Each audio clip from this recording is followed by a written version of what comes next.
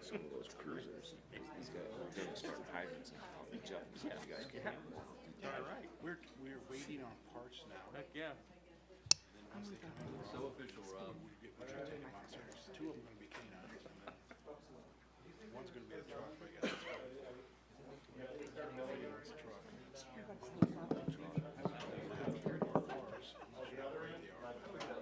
Just do hydrants, who cares?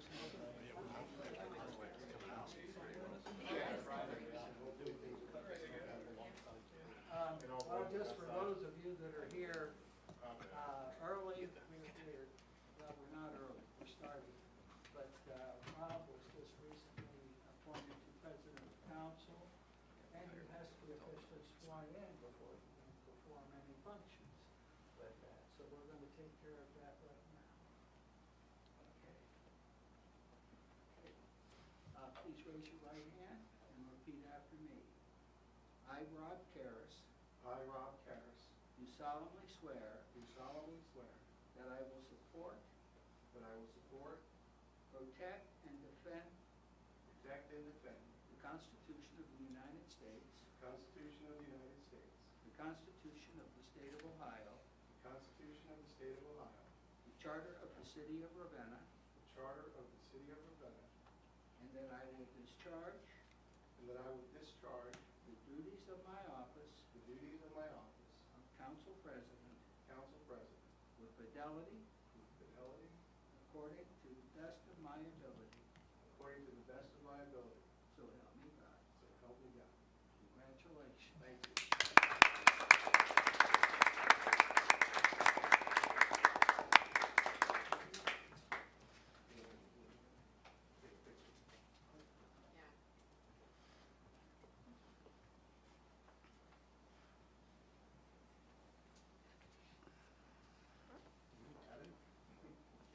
All right.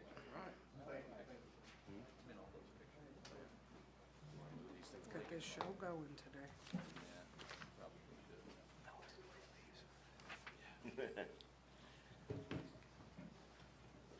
What's the matter? You-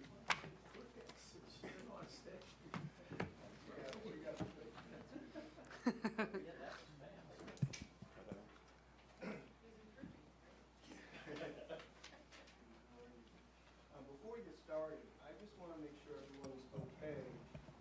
Obviously, we have a vacancy, and I was the chair of the planning committee and member of a couple of other committees. If it's okay with everyone, I will tonight chair the planning committee. And if anybody has any objection, we could just pretend I didn't show up tonight. Is that okay? Yes. Okay, and then once we get somebody on council, we'll make some adjustments to the committees. All right, so it is 6:01, and I will call the planning committee meeting to order. We have several items on the agenda. Now, the first item is a discussion of adult use cannabis, and we're expecting someone from Supergood. He's here. Oh, hi there. No, but we're also doing a Zoom call. Yeah, I know. I have someone named D. Frank joining us. Can you pull that over so we can see this? Darcy. Oh, that's Darcy? Thank you. Okay, I told her 6:10, okay. so she's not there quite yet. Give her a few more minutes. All right, good. Should we skip this and come back when she? No, she's up there. She's up there somewhere. Can you hear us, Darcy? I think you have to unmute yourself. Oh. That's gonna, yeah, see, that'll work. Can you hear us now? Oh, There you go. can everyone hear Darcy? No. Can you speak again, Darcy? Just want to see if we can hear you okay.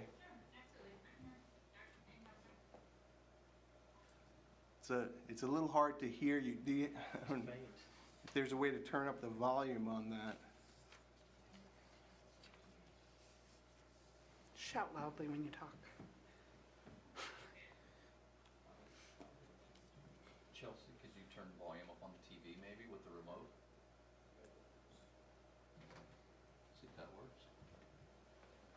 Yeah, who is Darcy? I don't know her title. Who's Darcy's title? She's our CFO. Oh, so she's the CFO. Yep. And then Jim should also be with her. He's our CPO. Is he joining us too? He should be with her. Oh, he's with her? Yeah. Okay, So it's coming out the center speaker. okay. That's where it's coming from. Is there a way to turn that up in the back? I don't know. Yeah, there is. You want to see if you can do that? Well, if you want me to look at it. I don't know. No, that didn't work, because it's only coming out of the center speaker. Volume 14, 13, 12, 11. What? You're going the wrong way. That was working. I heard that. But that wasn't. Turned it down though. Volume 14, Darcy, can you say hi again? volume 16. Yeah, it's only Maybe one. put the microphone in front of that. It's not connected. The speaker. It's coming out of the ceiling. So just so everybody knows, we had the Woodsies guy here for a couple hours on Friday, and we thought we had worked everything out. He did turn up the volumes on our microphone, so if you do notice a little ringing, you might want to back off a little bit. Oh. Okay, we're going to ask you once again, Darcy, if you could speak up a little bit so we can see. We put a microphone near the speaker. It's still really low. Can you point it out? Can you just stand there? Yeah, just stand there holding it, Mark. That'll work. It's directional.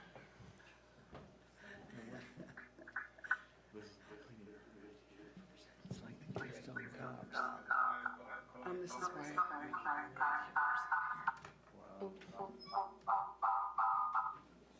Well.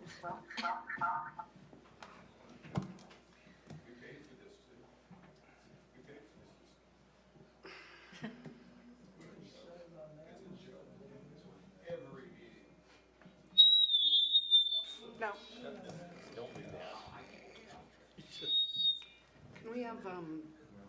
Can we have Darcy call in and then, That's worse. instead of using the sound from,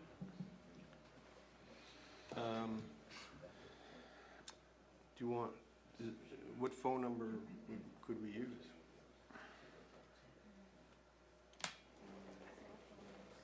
I mean, we can at least hear her. I mean, and it's, Okay, Darcy, if you could call this number, and of course this is going out everywhere, 330-607-1391.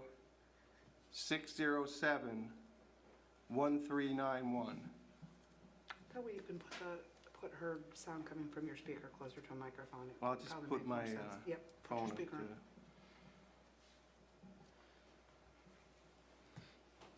I have figured out every way to problem solve a Zoom meeting possible at work.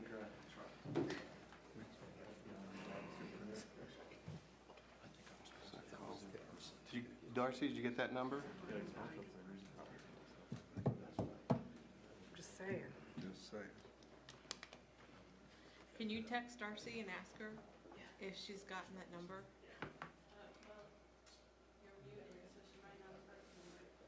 Oh, Oh, it crap. takes a village here, so. Darcy, if you could call 330-607-1391. That's my phone number, and I'll put my phone up against the microphone here.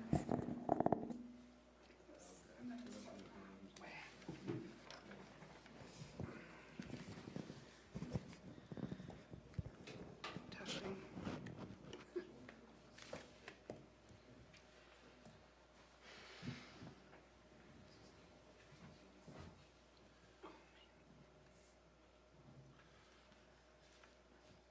It just texted, it was 330-607-1391. Correct. I just texted her.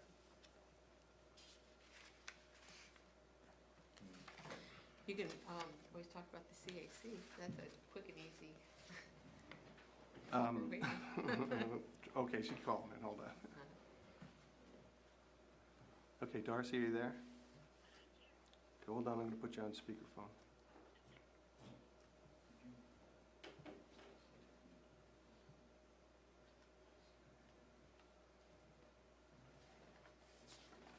Okay, how the hell do I do that?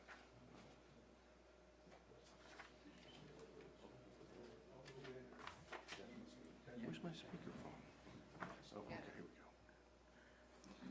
go. Okay, Darcy, could you speak up just a second and see if this works? Sure, absolutely. Darcy Fankhauser here. Is that And then we better? also have Jim Hahn. Hello, everybody. Well, Okay. the speaker comes out of the bottom, not the middle. There you go. Thank you. All right, first day on the job and everything's falling apart. All right, so one of the things we did at our last committee meeting was discuss how we can integrate adult use cannabis. That's terminology, by the way, that the state's using as opposed to recreational marijuana into the city. We already have the representatives here tonight from Super Good who run the medical marijuana facility. And what the state is offering, I believe starting in June, is to allow medical use marijuana dispensaries to obtain a dual license so they can sell both medical marijuana and adult use cannabis. And you guys from Super Good, you probably know this better than me. Correct anything that I say that is not, Yeah, you so know. there's gonna be 3 different licenses. Before, yeah, if you're gonna, Sorry. and by the way, please state your name so we. Sure. My name is Kevin Zuber. Okay. So there's gonna be 3 different licenses. Existing medical can convert to a dual use. Then they're going to be issuing additional just adult use to existing medical dispensaries and cultivators. And then there's going to be another round, probably in 2026, of brand new licenses. Okay. All right, so one of the things we wanted to do was to get some input from our planning commission.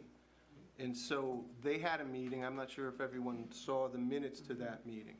But the outcome of that discussion was they proposed that the city enact a moratorium, basically because the rules don't seem to be all that clear from the state.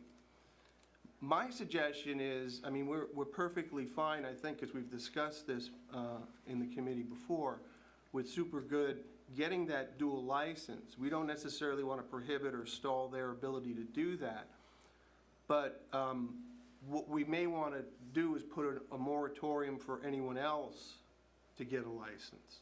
So that because I don't know what's going to happen with the state, and if we get caught off guard and all of a sudden several dispensaries are somehow allowed to move in, that would be a problem. So one suggestion is we have a moratorium, but exclude Super Good from that moratorium. Now, the second component, which was discussed at the Planning Commission meeting, but I don't know that any decision was made or any recommendation was made, was that we also prohibit anybody, including Super Good, from going into the central business district. And I think the main concern there is parking. Now, my understanding, and you guys from Super Good can correct me if I'm wrong, is that you don't have any desire or any plans to move downtown. Is that correct? Yeah, that's correct. That's We actually correct. just purchased the building, so we're there for the long term. Okay. So then that part of the moratorium, even though it would affect you in the sense that you would not be allowed to move downtown, it wouldn't interfere with your plans? Not at all. Correct. Okay, great. Anything, Darcy, anybody else from Super Good wants to, mention about this discussion before I open it up to the committee? No, I think we are very, very positive on the changes and are looking forward to converting our license in the future. But as I've had some conversations with Bob in the past about what we've seen in other states, and so it is important as you're kind of thinking about the new rules and how to write them to have a little bit of that understanding of how things have worked in other states that have gone rec, because it can become a bit of a free-for-all. So I think you're doing the right thing in terms of how you're approaching it right now, because even us, we're still scrambling to figure out what the rules are going to be at the end. And so we're trying to make some plans, and they don't really go very far when there's still a big open list of items with the state that they just haven't made any discussion on at this point. So we feel a little bit like we're in the same boat too, where we're just waiting for a dictate from the state that at this point we don't have all of them yet. Right, and because of the nature of the way the law was passed, it wasn't an amendment to the Constitution like the other initiative. So it could be altered by the legislation, but the House and the Senate at the state level don't seem to have an agreement, and so that's what's kind of thrown it into confusion. There is a is it the Board of Cannabis Control? Is that what it's called? It's Division of Cannabis. Division of, Yep. so they're setting out the rules, and as I understand it, the main rule or initiative that's being pushed forward is to start granting licenses only to those existing medical marijuana facilities, and then hopefully by early fall or something, those licenses will be complete, and so. Yeah, from what I've gathered, they're gonna have the application ready by, I believe, early June. The conversion process is almost a rubber stamp. So it could be late June, early July that would be operational as a dual use. Okay. And then each dispensary and cultivator were given allocation of new licenses, and that application process is gonna start after that. And that would include, finding the facility, building it out, and licensing. So that second round would probably be later in the year. Okay. All right, committee members, questions, concerns? Yes. Let me, Bob? Kevin sent this link to us earlier this morning, and there's a couple things I'd like to read before we go too far. Okay. This is 3780.25, local authority regarding adult use cannabis operators. A says the legislative authority of a municipal corporation may adopt an ordinance, or board of township trustees may adopt a resolution by majority vote to prohibit or limit the number of adult use cannabis permitted under this chapter within municipal corporation, notwithstanding existing cultivators, processors, dispensaries who have certificates of operation may not be prohibited or limited by municipal corporation, township, blah, blah, blah, 3796, which is the medical code, medical marijuana code of the revised code, unless there is revocation of certification, which would have been by the state. Right, okay. So we're talking about a couple different things. We're talking about one, well, I guess there's two discussions. One, if the state approves them to sell recreational, this group can't say no. Right. Then the second discussion is we have the ability from this point on to limit a second or locations. Right. So there's kind of the two discussions. All right, so the moratorium, the exclusion for Supergood in our moratorium, should we pass one, is moot anyway, because we can't do that. Is that, that's correct? I believe that's what I. Yes. Okay. I don't know how that affects our ability to prevent them from going downtown, not that they want to, but, There is a discussion in relocating okay. But further it's down. really, as you it's really read. not, so, But all right, I know so. they're not intending to do that. So I don't think that suggests we not consider going forward with the moratorium. Correct, I agree. So I think the next step, and I think the benefit, by the way, the other benefit of the moratorium is we've been looking at changes or additions to our ordinances to allow for, the adult use cannabis, maybe prohibiting how many and where they could be and what the process is, that would be in a conditionally permitted business. I think it will give us more time to work on that if we just put in the moratorium. That would be the simple thing. So the question for the committee is, we don't have anything right now, like a tracking sheet or anything. How quickly do you guys want to move this forward? Because I can put together a tracking sheet by next Monday, and we can vote on this in May. I think, Or do you want to wait? I think personally, my opinion for being on this committee would be, first of all, I want to say thank you to the Planning Commission. I think that is a first step that we've seen in a long time on a board being very proactive in bringing something to council, which is huge. And I know they spent a lot of time and discussion, and we depend on them to, through the charter, to make decisions. And for them to come to us and having a lengthy discussion amongst their committee, I think is huge. And I want to respect their decision, their thought, their input, and I think the sooner we move on it, the better. Personally, every other community is moving on this type of thing. I'm tired of things always seeming to be more laxed and going backwards instead of forward. Nobody is against it, so to say, but setting some regulations and seeing where it goes, I am all for that. And whatever is gonna help the planning commission when things come before them, instead of, you know, things being conditional and so forth, I think that we need to move on this. And to echo your sentiments about the planning commission, there are also, another initiative is the lighting illumination, which is not related to Right. adult use cannabis. So it is nice to be getting some Absolutely. feedback from another agency within the city. Tim? As I looked over the information from the Planning Commission, they've addressed a number of things that I think are worthwhile to look at, but I don't know if they're in final form. You know, they have in there 1,000 feet between locations. That's 330 yards. Is that too close?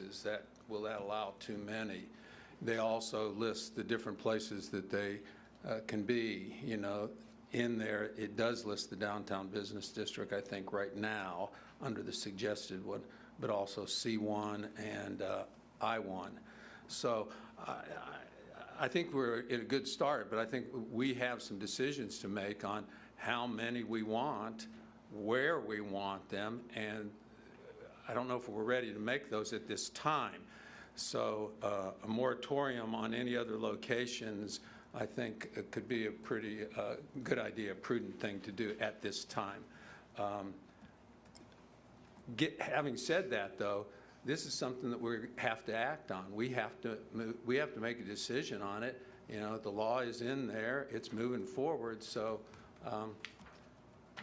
we need to continue to discuss these things. Even though we put the moratorium in place, we need to continue to do that. So, but long story short, I'm okay with putting a moratorium in place right now. Mind if I add something? Yeah, no, go ahead. So in the law, there's actually a buffer of 1 mile between dispensaries. So you've got a full mile. Okay, full mile. Yes, full mile, and then there's, I believe it's 500 feet between the dispensary and a prohibited facility, so like daycare. Daycare, school, park, Yeah, there's a whole yeah. list of them, 500 feet. That's 500 in Yeah. the state law, but then it's a mile between dispensaries. Okay, So even, you know, See, I that's told not you they huge, knew so more you than can't us. have that many. okay. Yeah, so Is that a mile I believe it's property line, but I'm not too sure. as a circle or just a road? Like, kind of, like at a Like radius. away from- A radius, okay. Well, again, we'll have more, Almost encompasses the city, that's Yeah. with the moratorium, assuming we can get that passed, we'll have more time to investigate these issues. Maybe a mile's not enough for us. I have a question for you. I know you can't say this exact, but, okay, let's say this goes through down the road this year, whenever. Do you believe that you have or will have more than enough adequate parking, since this will be an expansion of what you're presently doing? I think Darcy can best answer that one. Pardon? Yeah, we're actively looking at expansion options for our parking lot. We're targeting to approach the neighbor directly to the north of our existing parking lot to see if we might be able to purchase that parcel as well to be able to expand. Right now, we sent that over to our real estate agent to make the initial contact, but that is something that we are actively pursuing right now. Well, in all fairness, do really people stay a long time? Generally, don't they go in That's and pretty purchase and leave? Yeah. So at a given time, how many, I was by there today getting gas, and I saw people coming in, and they were not there long, they were leaving. So how much parking do you really actually need? Well, You know? you also have to remember that the customer base is going to expand. Yeah, it's gonna be, exponentially, right? it's not gonna be, Right now, there are times we have 5 people waiting in our lobby just to get into the sales floor. So, you know, It just small depends. Yeah. population. So when the rules change, will you guys still have to have that waiting in the lobby kind of piece, or does that go away? Yes, it'll still be separated. Okay, You still have the lobby and then the sales floor. okay. yeah, and I'm sure you're gonna be reviewed and have to provide information to the state board. So it's, it's not something that is just gonna be under your control Right. solely. Any So, changes have to go through a whole Right. process of review of the. yeah, it's the pretty different highly cannabis control. regulated. Yeah. Okay, so this call is going to end in just a few minutes. We have the free version of Zoom. We have too many people on the call. So any final thoughts from Super Good before we move on? No, this is Jim Haas, the CEO. We've just really enjoyed our time in the community. We really feel like a community member. We have some great employees that come directly from the area. And so we're really looking forward to putting down our roots and kind of expanding, with the parking or, optimizing our parking. But we couldn't be happier with how everything's gone. We really look forward to helping you guys out as you guys work through the process. And, Kevin's an encyclopedia of information. So if you guys ever need anything, rules or regulations, he'll always be available to reach out or email or however you guys decide. But I just like to say thank you for being a great city to work under. Thank you, Jim. I appreciate that. Yeah, the law is similar to Michigan, so I'm very familiar with the actual law part of it. I've seen a lot of communities go through all sorts of different processes for licensing, so if you have any questions on that. If you could leave a card or your contact information, Bob has it? Yeah, Okay. yeah. Then if we need to, we'll reach out to you. Yeah, anytime. All right, thank you very much. We're going to sign off from Zoom. Thank you, Darcy. Thank you, Jim. Thank you very much. All right, you're welcome. And we'll be in touch, and we'll let you know how we proceed. Okay, Awesome. fantastic. Thank All you. right. Bye-bye. All right, bye. I'll forward the email from Kevin to City Council, and there's just hours worth of reading and research to do if you're interested. Well, as we move along, I think we'll all want to be better educated. So the plan is I'll prepare a tracking sheet, and we'll put this up for a vote in the May meeting to establish a moratorium. Okay, next item on the agenda is just our regular ongoing discussion of the safety in City Hall buildings. Does anybody have an update on how that's proceeding? We still haven't seen plans that incorporated Parks and Rec, and I think that was the next phase of the planning process, correct? I wasn't involved with that. Well, but I mean, the council did vote to, allocate some more money and work with Judy to come up with some plans. Correct. Yes. And, okay. And she has done that. Okay. I don't know that, I have not seen the final conclusion with that particular piece. Haven't you been meeting, Bob, with the park board? No, I have not been invited to meet with the park board. Who was meeting with the park board? Was it Christina? Who was? I don't know who, they have the plans. I know that, Because I know that there was somebody that came and talked to the park board. I thought Well, the you were there. architect did. No, Yeah. it wasn't. The architect. Was it the architect? Mhm. Yeah, it was the architect. He did. Okay. We met with the architects, and those plans are done for Okay. Judy. They just haven't been shown to her yet. They're done. Okay, So the plan, there is a plan. So is that something we can plan on having possibly for council to review at the next committee meeting? Just so we can, I mean, I can certainly work with Judy to get that to happen. If they're ready, I don't know what the delay would be to just present it to council so we can look them over. I'm not sure we're ready on the rest of it, because I have not seen hard figures of what it's gonna cost. Yeah, we haven't talked about the budget part, but we have seen the plans that were developed for the police, the fire department, and City Hall. And then after we had been shown those plans, council went back and said, well, let's include Parks and Rec.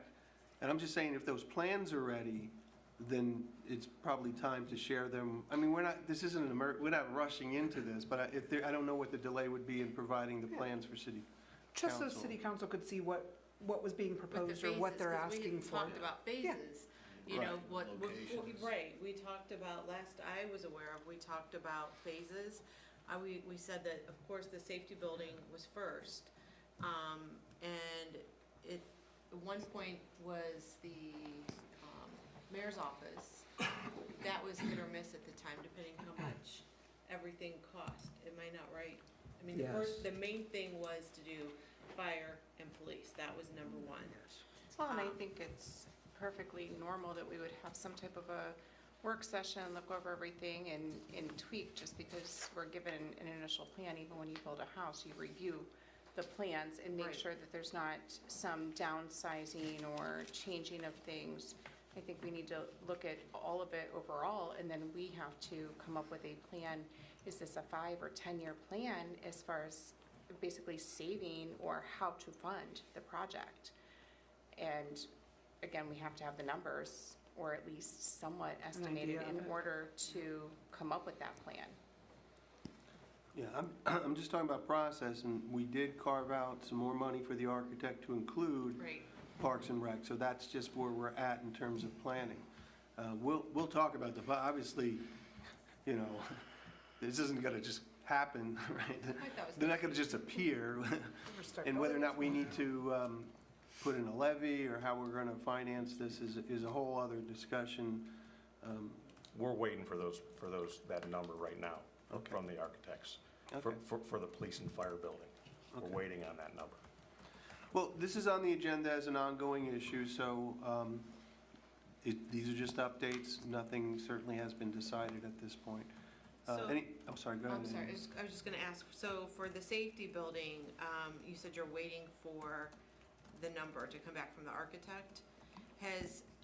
Okay, chiefs, have you, like, talked with the architect, you know, looked at that draft and with where they are with it or anything? Have you had any more input? Okay. Yeah, it hasn't changed. Hasn't changed. It hasn't changed at all. The delay was seeing if the parks would fit on the same parcel, but Right. they had to go through their exercise. If I'm not mistaken, there was a dollar figure assigned to what she was interested in? Well, I'm talking about the safety building right now, I'm sorry. Correct. Yeah, So- that hasn't changed. Okay, because if we're waiting on a number, are we sure, like, it's the way they want it? You know what I mean? I mean, is it gonna be tweaked, changed? I mean, is it set up already the way you guys want it? We made, the last I recall, we made adjustments to some things. Okay. And then we were waiting to see what those adjustments would come back as. I haven't seen or heard anything back from that now, from Bob has either. Oh, like we have. They made the changes that we had asked them to do. Yeah, they went with the second floor. So the difficult part with price is the way the economy's going. Right now, a discussion, Tim and I had a discussion with them a week ago, and so much depends when this goes to construction. Is it gonna go to construction 25, 26? You could lose $1 million in 1 year. So to go to the voters and ask the voters to approve a safety levy for the safety building, we obviously don't want to err on the low side. So if you wanted a number right now, we would probably say $15 million for the safety, and that's building parking lots and the utility lines and everything else. We could go to construction and it could be 12.5, but that's the difficult part, is knowing how to get, when are we gonna go to the voters? If we're gonna go to voters in this year, in November, then we need to get on the ballot in August. So there is Was some that time. discussed to go to the voters, though? Did we even discuss No. that with the safety? I don't remember There that. there was nothing defined on that. Yeah. Well, but the number is gonna determine whether or not we can afford it. Correct. Right. So, I mean, $15 million is a lot of money to raise without going through a levy. So, but those are the things we're gonna have, I mean, we're talking about stuff right now that we don't have the information to make a decision on. So I think, I mean, it's good that we are aware that these discussions are gonna be down the road, but at this point, I think the next step is to wait and see what it looks like with Parks and Rec included. Then we can start talking about numbers, and then we can determine phases and all those kinds of things. Yeah, because I know this is all just, which I'm glad you're keeping this on the committee for discussion, but again, I would I wouldn't even think at this time, to be putting anything on a levy, especially since we need to get our school levy passed. And Yeah. that right there is number one, in our community, I feel. So if we were to come to our voters with, Both. building levy, I think that would totally offset that, and I just don't see that being a good idea at all. Well, certainly those kinds of factors are going to weigh into how we go about doing this and how we go about financing. Okay, are we good for moving on? All right, so the next item on the agenda should go pretty quickly. It's our regular yearly CAC Summer Food Program. So this is just a yearly thing that the CAC does, and it doesn't cost the city any money, but they provide food for children as well as adults, dependent adults, through their daycare or day camp program. No match. No cost. It's an easy. Good, pass that along? Yes. Okay, and we have the tracking sheet and all the information. It's pretty much everything we see every year. So the next item on the agenda is an update from the design review guidelines. I believe this is our prospectus consultant. Did you send it to everyone or just me, the outline that the prospectus has come up with? Probably just you. Okay. I was just going to give you an update. So there's a, Go ahead. well, there's a couple updates. We were hoping that they would provide a 20-page document, kind of our guide. Right now, I think we have 17 pages of guidelines. It's going to be quite a bit larger because the state is funding 2/3 of this. So it's going to have to meet the SHPO requirements, which is a whole bunch of fancy pictures and sort of thing. So it's probably going to end up being about 100 pages. We did meet with SHPO and we requested that majority of this gets put on our website and referenced, so we have the main body referenced to the website. So if somebody comes in and wants our guidelines, we're not giving them a volume, so to speak, an encyclopedia. And they agreed to that would be fine. But with this, the prospectus has asked us for the rest of the $30,000 because their price was somewhere around $27,500 because of the additional work that they have. So design review met last Thursday. They approved their outline. Now prospectus is going to actually start writing the body of the document. So that's my update. They still believe they'll be done in the fall with it. SHPO will have to approve it since, again, they're paying for 2/3 of it. Can you explain again SHPO and how what's that related to? It's a state preservation, state historic preservation organization, I guess. Which has some guidelines So that they're, have to be remember, followed. they're paying $18,000 of the $30,000. Okay.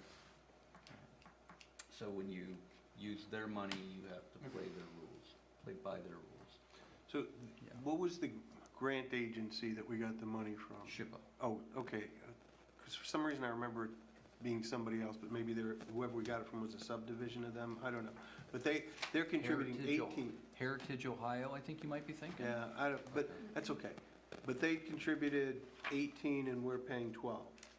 Correct. Okay, and now, and just so I heard you correctly, prospectus originally quoted 27.5. There were in their quote some additional charges that were, but they're going to max it out at 30,000. Correct. Okay. All right, and there'll be opportunities to talk and. Oh, absolutely. We'll have a public meeting when they get, they'll have a draft. When they have the draft, we'll have a public meeting and Okay, good. city council, and yeah, they're still going to adhere to the contract. Okay, great. And we get time. I'm sorry, the actual guidelines, though, you're saying 100 pages of the report. The guidelines will be more succinct. Yes. Approximately, our current ones are, like you say, 17 pages. We're not going to have 100 pages of guidelines, are we? They will be included as references. References, okay, Correct. some supplementary materials. Right. Okay. Okay, there's no action needed for this. This was just an update. Yep. We'll move on.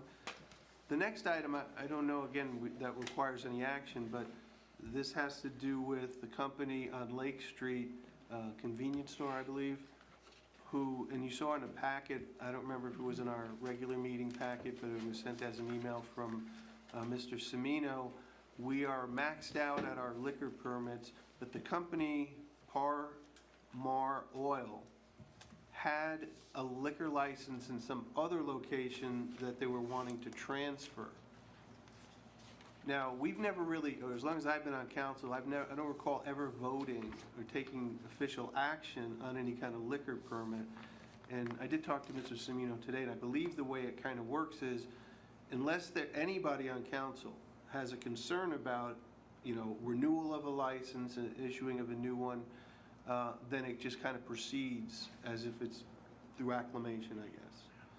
But if anybody has a concern, then there is an obligation to hold a public hearing and review the license application. So I don't know if anybody, and I did send an email out in response to Mr. Semino, asking anybody if they did have a concern to let me know, let him know.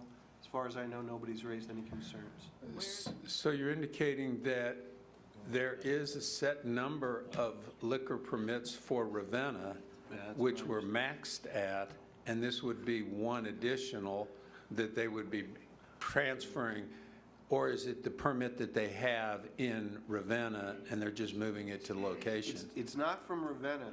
Okay. But it is a state permit, is my understanding.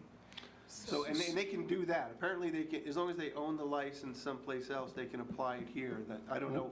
And they have the right then to exceed the number that we have in Ravenna? Well, question mark? That's a question for Mr. Semino.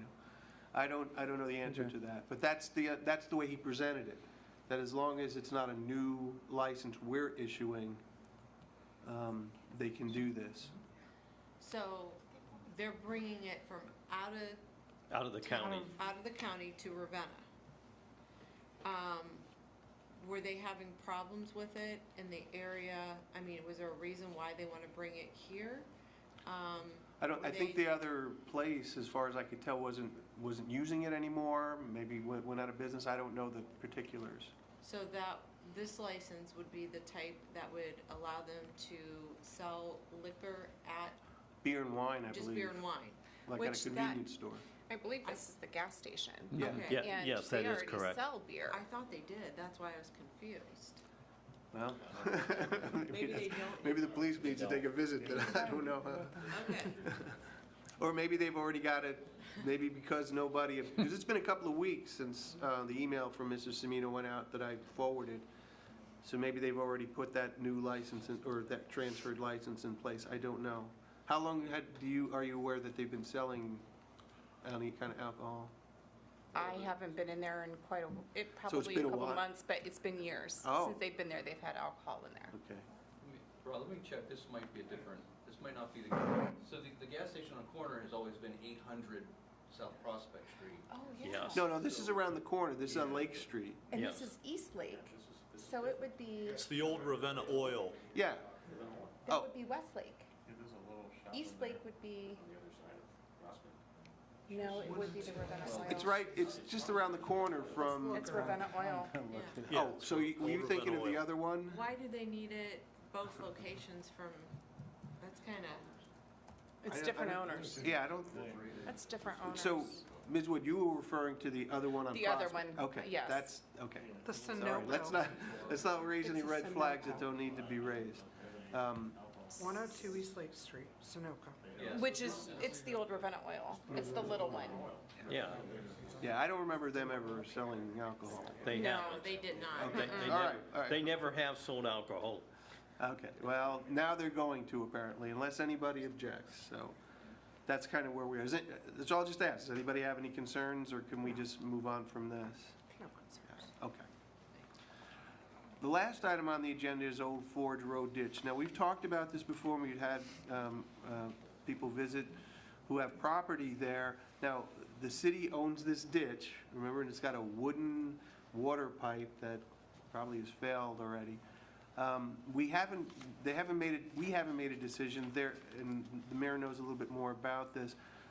They're wanting to buy our ditch so that they can put in, subdivide their property and sell it off as a residential development. I'm not sure exactly what action we need at this point. We didn't get a tracking sheet We will, if we're agreeable to selling it, we'll go ahead and do that. Did you should have all gotten a letter that I got from the Parsons.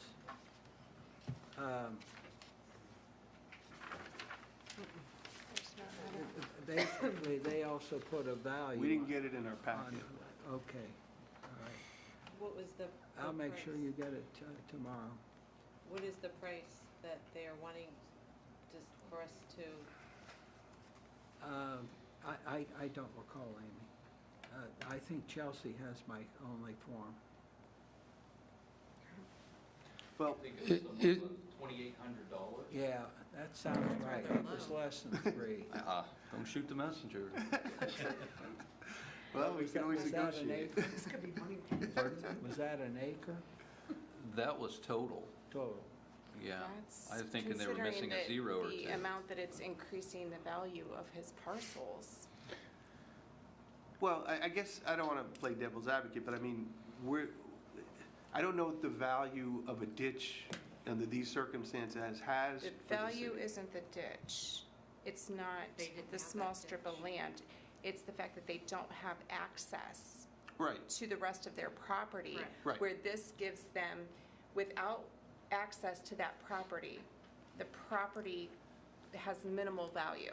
well, it inhibits their ability to sell and do the. But it have the has plan. little value. You But- add access, and then it substantially increases the property value that they have.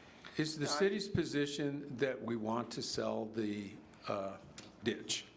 I guess that's a basic question. Do we want to sell it? Well, if we don't want to sell it, we're going to have to invest money in going out and cleaning it up so that it Yeah. flows. Yeah. The property owner does say it's causing problems. Yeah, there's a swamp.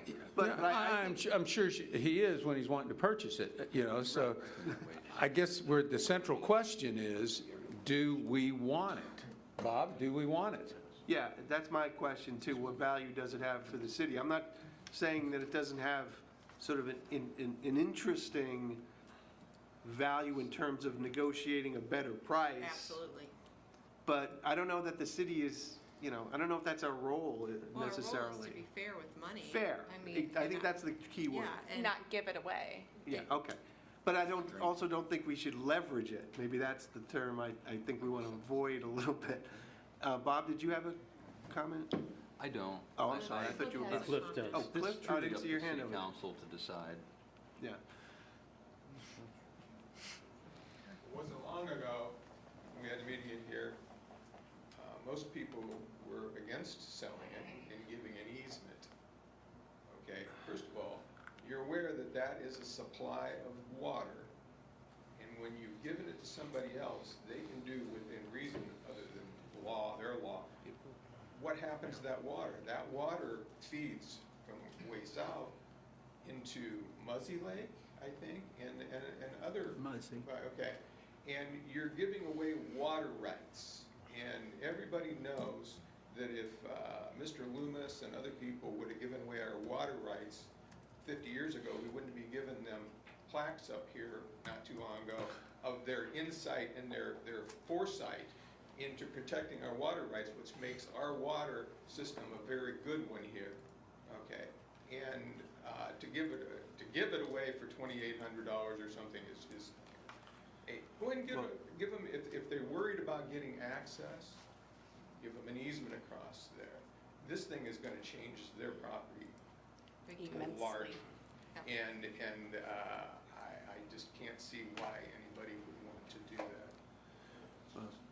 Again, I don't know, I mean, that's why we look to the experts to see what that's what I keep saying, what is the value of it to the city? If it has, as you say, it's this intrinsic value that maybe we're not seeing today, but will have in the future, we need to take that into consideration. You remember when they came to represent themselves on this, they said that the city is gonna be liable if somebody gets hurt out Right, there. that's And true. this is a big concern to you, but we'll do you a favor and we'll buy it. Well, You remember that? Yeah. That was the exact word, but we're here to give you a deal, we're gonna take care of it. And I guess you'd have to look a little bit deeper into this. Good. This is my thought. Good point. It's a water supply. Is the administration looking for us, the city council, to take action on this at this point? Or do we need Well, more? we have to do something, I have to tell them something Okay. with that. You And, can certainly relate to them the concerns that city council, some people on city council has raised. Yes. Yeah, I'm concerned. I don't know right now. I can't vote to move this out of committee personally. Well, I know the property is been listed by Kiko's for sale, and they're probably breaking it down into units. Now, it's farmland. Everything around there is farmland, but this, I don't know that that's what they're looking for. I'm thinking some sort of development. But the folks have aged out and can't do the farming anymore. And other parts of the family have moved to other places, so they've got to do something with it. With that, we can check a little bit farther with it. We did ask Jack Cole to look at it, and I'll get a hold of him tomorrow and tell him about our conversation tonight. Okay, and it would help if we could get a better understanding of what value this ditch has for the city. And if we are in danger of our, access to our water supply, that's something we need to know. And versus an easement, what are the options? So that was my first, that was my initial statement to them, that I would support 3 easements to cross in 3 different locations. And we would define it. They said, no, we want you to give it to us. No. And then, okay, let's establish a price. And then they came up with their own price. So what we did, if a few of you were council members with Muzzy Lake, we turned the stave pipe over to Muzzy Lake Association so they could do what they wanted to do with that, I think it's 50 feet wide section. We didn't know exactly where the pipe was, so we gave them wide enough to allow them to maintain it, turn it into an open ditch, dredge it, do whatever they wanted to do with it to maintain their lake level. And that could possibly be something that, an agreement, we kept the land, but we allow them to maintain it as they see fit.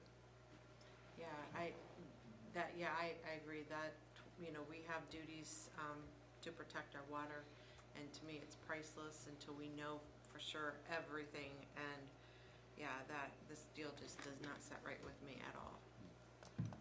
Sorry. All right, so we're not really ready to take Nope, any action, but I'm we'll not. get some more I don't know information. about Dr. Kelfi, he's on the committee too, but. Did you have any comment? I think we should explore the concerns that we brought up tonight. All right, now that's the last item on the agenda. I did want to bring something up, and Judy Watkins did also, because I had seen this and she had brought it to our attention, that the Celebrate Portage Steering Committee is offering $500 scholarships to local communities. And if it's all right with everyone, we can explore this. It's not a lot of money, but it looks to me like our 225th anniversary celebration would probably qualify. So if that's okay, we'll just look into it. I don't know what it takes to get this small scholarship.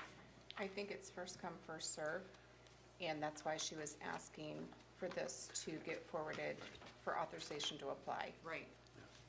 Well, I want to find out what the article in the paper didn't really, it just had a couple of email addresses, so we'll need to find out what it means to apply.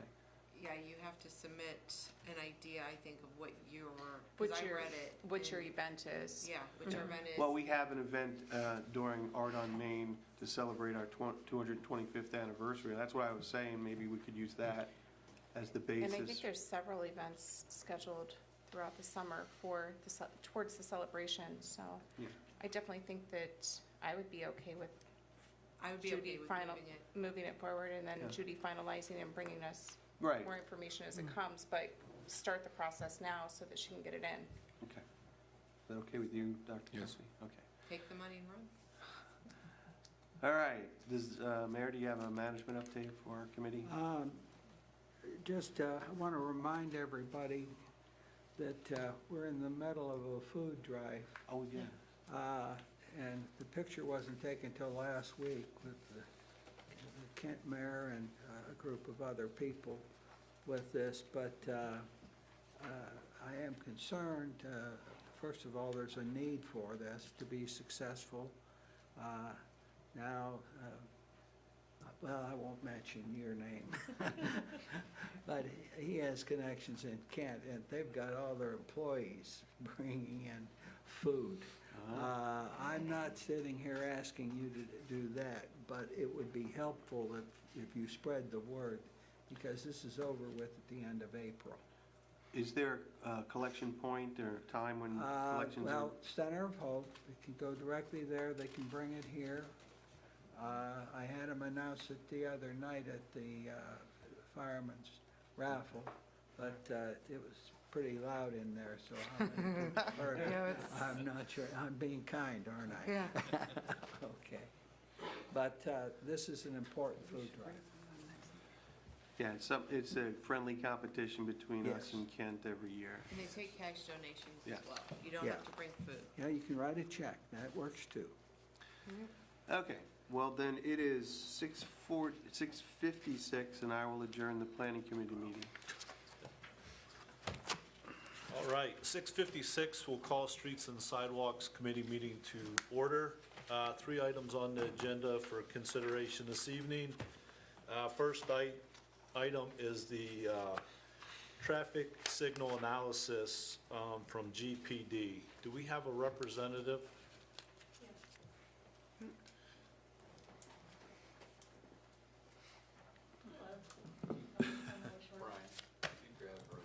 Grab her up. Thingy behind you. Just, yeah.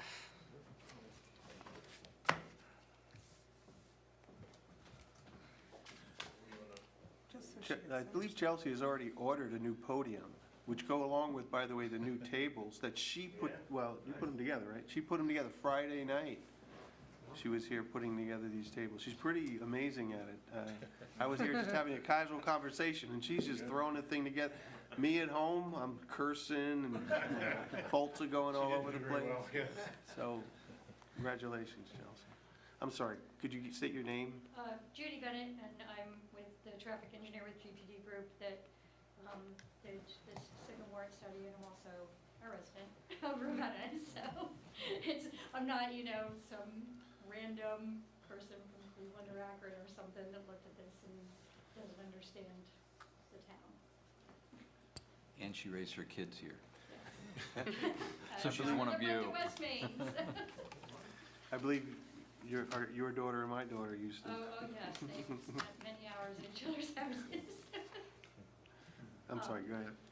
So anyway, it had come up, Bob contacted me a few months ago about wanting to look at the signal warrant at West Main and King, because with the widening that's gonna happen, here soon on West Main Street, the signal, something has to be done with the signal, because it's currently supported on power poles that have to be moved when the road is widened. It can't, so it has to either be taken down or completely rebuilt.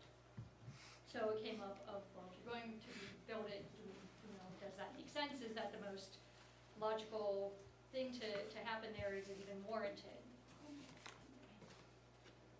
I'll warn you, I'm a traffic nerd and I can nerd out, so. There are 9 different warrants from the state that you have to meet at least one of them for a signal to be installed, and if you're doing improvements to maintain it, you're supposed to meet at least one of the warrants. They range from, meeting a certain level of traffic over 8 hours of the day, a higher volume of traffic over 4 hours a day, and even higher volume of traffic during just one peak hour. There are ones, if it's adjacent to a school, based on how many kids cross and a combination with the traffic volume. There could be ones for general number of pedestrians. If you were in the downtown area or somewhere where there were a lot of pedestrians crossing for certain businesses or something like that, they park on one side of the street and their building is on the other. So we did traffic counts, and on a decent day in February, so not when there was any kind crazy snow or anything like that. Did the traffic counts, including counting the students and other pedestrians crossing Main Street there at King, and ran through all the warrants, and it's not even close to meeting any of the warrants. So then Bob had said, what are our options? There are occasionally kids that cross there, there are other people that cross there. If the signal comes down, what are some other options that could be put in there? So we looked at that, we gave a few options in the study and we gave rough cost estimates for what would happen, or what it would cost for all the different options to go in. If you rebuilding the signal, even if you use some poles that the city has on hand that are left over, they've been removed from other places, if they would work, but if you would want to rebuild the signal, even using that, tying it into the cabinet that's at Diamond Street, not having to put a new controller with all the computer equipment and everything else in, but rebuilding the signal, all the wiring, new heads, everything else, you're still looking at, it's $150,000 plus our design fees. So we looked at a couple other options, and the other thing, let me say, with the signal not being warranted, once this document that we wrote is submitted to council, it becomes public record, as anything does.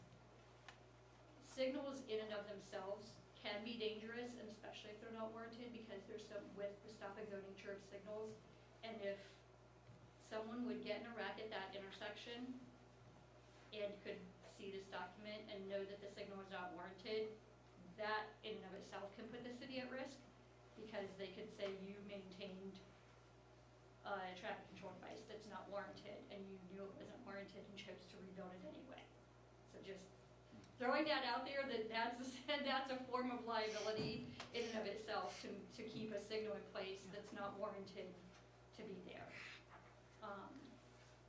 We did look at the crashes over the last 3 years also. There were 5 total crashes at that intersection.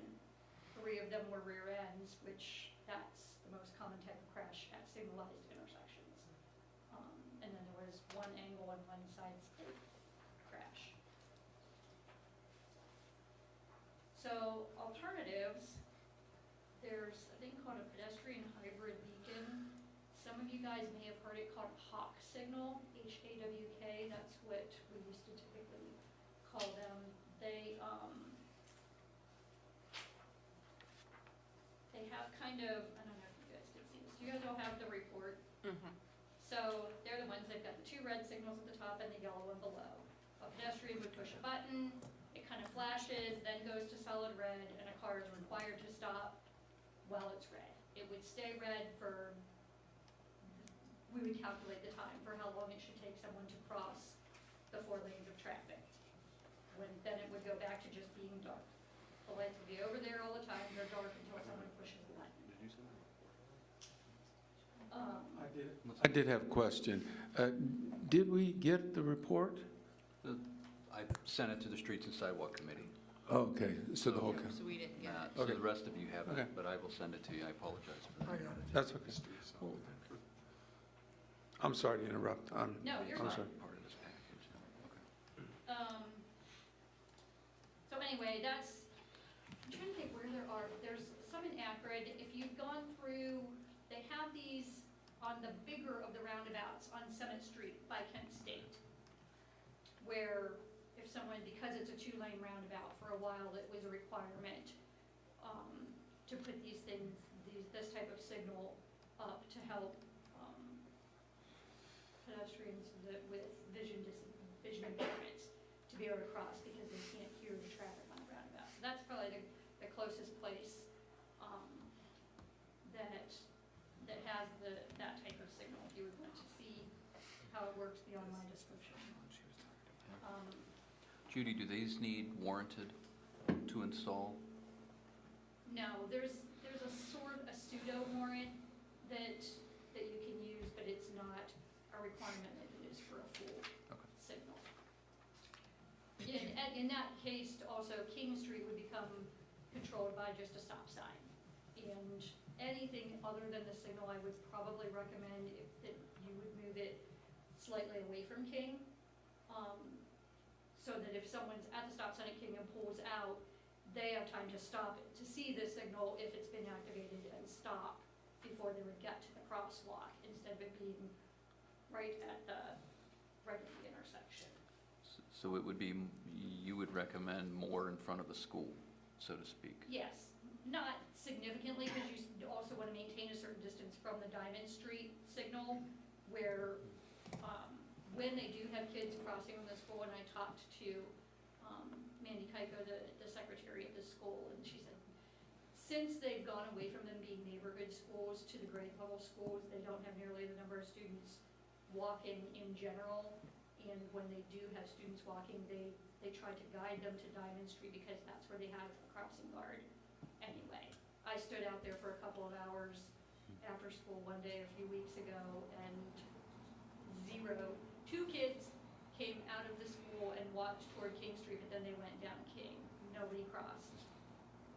No parents coming to pick up kids, no kids leaving school attempted to cross. And it was a sunny 65-degree day a couple of weeks ago. So if anybody was going to walk, that was the day they were going to do it. I had a question about the signalized crossing, which we're talking about right now. Would the activation for that be on both the south side and the north side of the street? Yes. Okay, and so it's activated, they push the button, the light turns red, and it stops the traffic in all directions? Yes. Okay?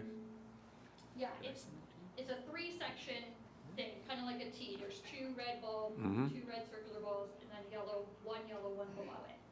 So if somebody pushes the button, it starts flashing yellow, then it goes to a solid yellow, then the 2 solid red lights come on. Okay. When the solid red lights come on, traffic is required by law to stop for that. Then it goes back to a flashing red to warn them, okay, it's getting ready to change back. Then it goes back to dark. And it is dark at all other times? Yes, other Okay. than when it's pushed with. Okay. What is the fatality rate with those? Like, has there been a study with those particular types of crossing? How effective they are as, what is the risk? I mean, is there a study that is done with that? I would have to, there have been numerous studies as far as a risk.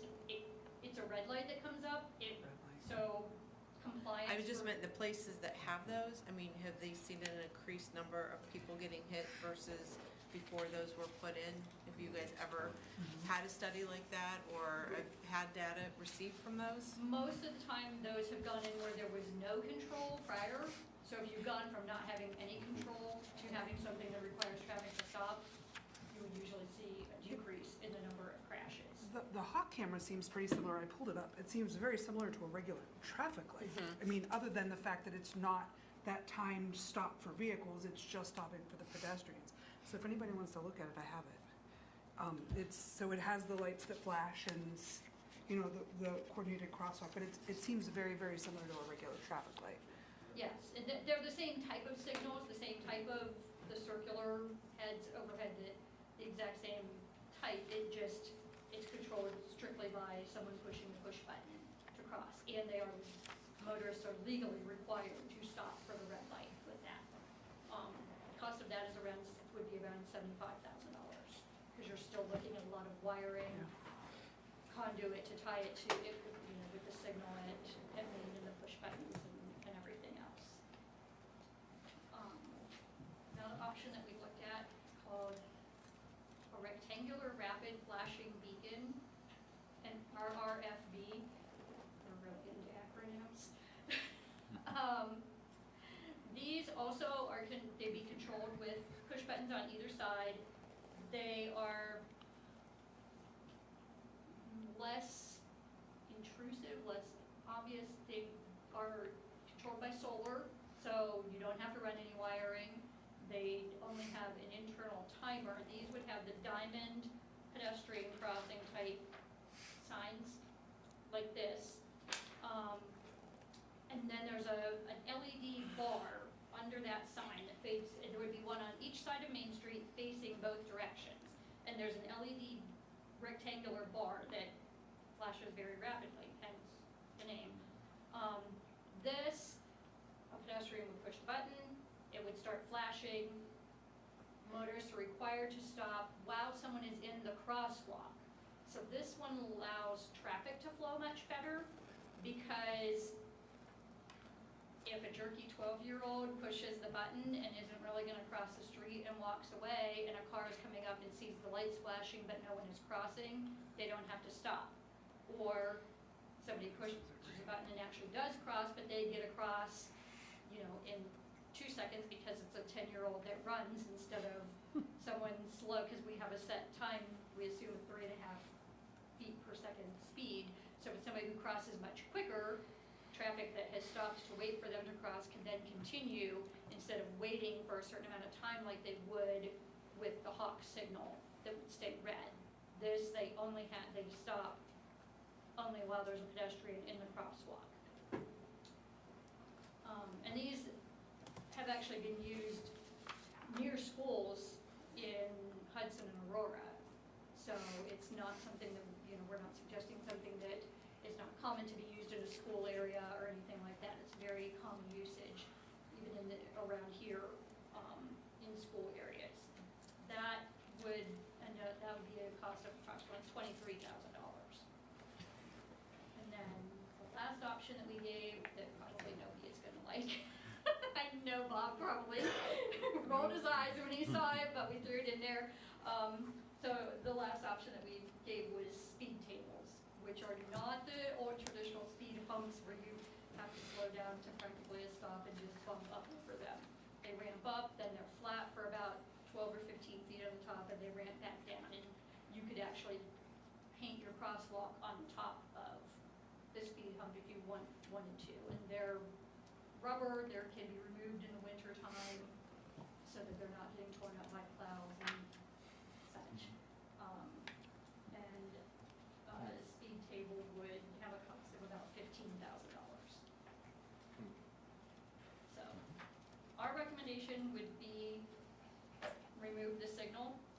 It has to either be removed or rebuilt, like I said, because of construction on Main Street. And it's not needed, it's going to be very expensive for the city. It opens the city up to liability.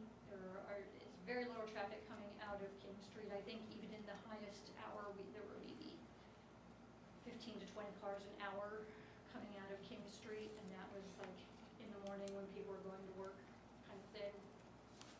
There were very few pedestrians at all, very few school children that crossed there. So the expense and the liability of the signal, I would recommend remove the signal and move forward with one of the other options. Judy, thank you for that summary. I'm Thank sure you. there's going to be a lot of questions. I was gonna say, The plan this evening is to go over the summary, hear their report. We also have a representative from the school district that I'm sure would probably like to address us. But to take this information and process it, continue to gather information. I know Mr. Finney wants an answer soon because the project of widening Main Street depends on this.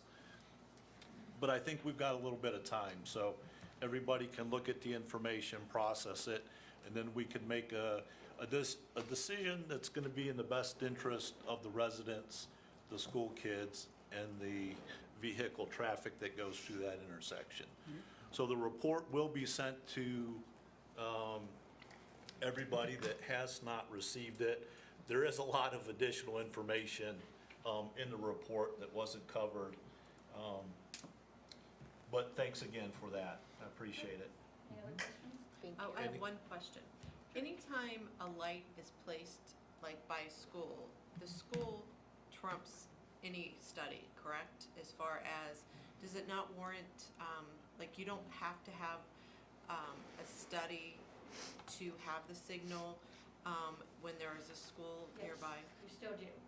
Okay. You still have to have a study, and it's supposed to be that there is a certain, maximum of 20 kids crossing per hour, crossing the main street per hour, and that you have less than, if you're looking at an hour-long period of time, you would have to have fewer than 60 gaps that are long enough for the kids to cross, 1 gap per minute in traffic of the length of time for the students. And did you, and I'm just playing devil's advocate, you know, Yeah, you're fine. for the kids. So when you went to the school and checked it, was it just one day you went, or how many days did you go to the school? I based on observed it that? on one day. We counted traffic on a separate day from that, and there were not anywhere close to 20 kids crossing either in the morning or the afternoon. So is there anything that could change in that intersection that would warrant a light that you could think of? Somehow have 90 more people an hour come out of King Street. You're talking vehicles, 90 Yes. more vehicles out of 90 more King Street. vehicles an hour leaving King Street. Is that what the threshold would be, 90 per hour? It's roughly 100 per hour, and there's about 10 to 20 in the highest hour now.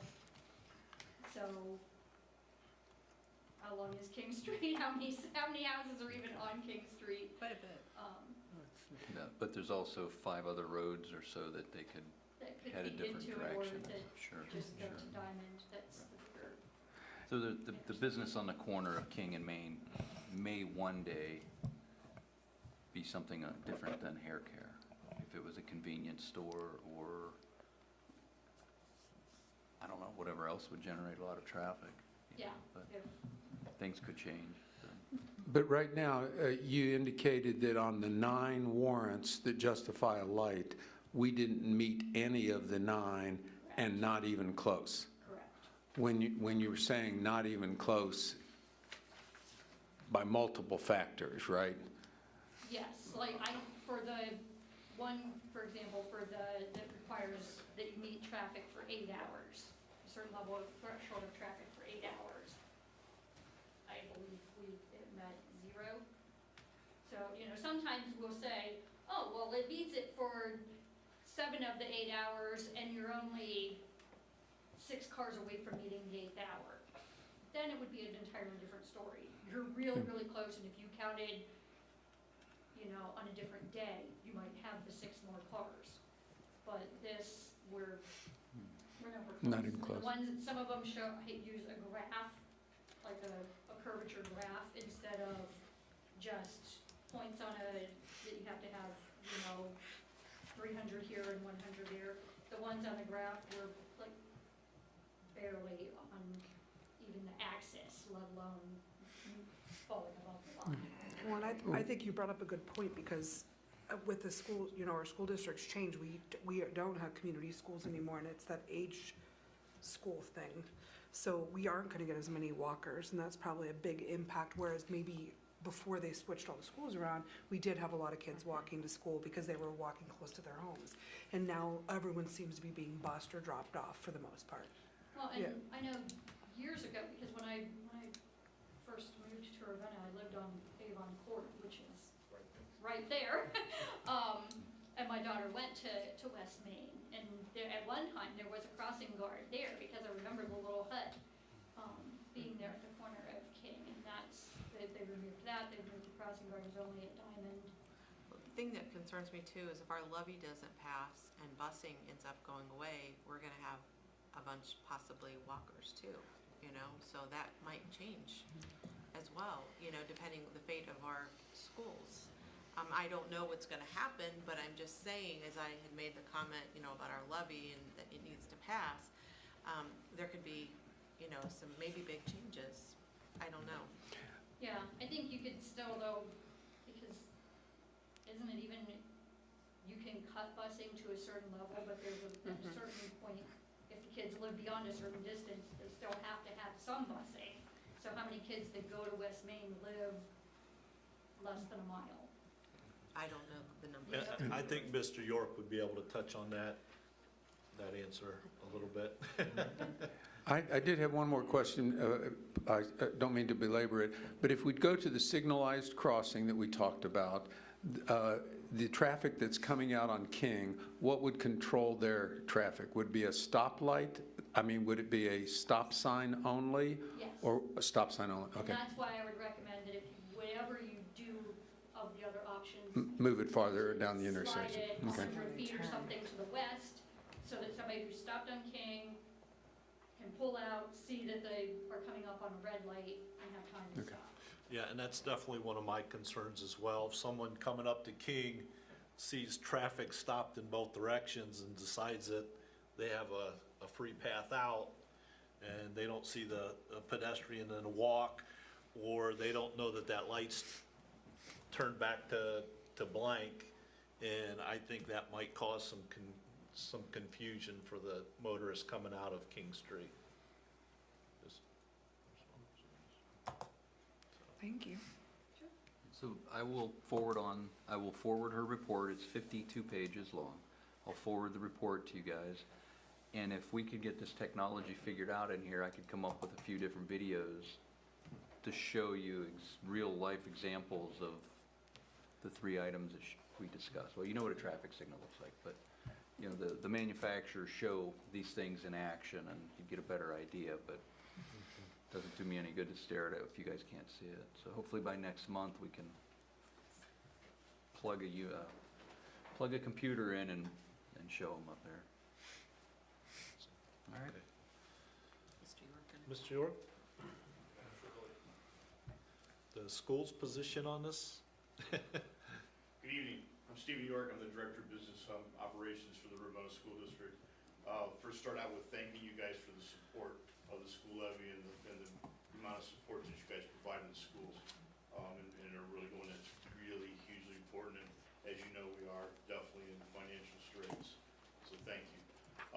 Second thing, at that intersection, we certainly have some kids that cross.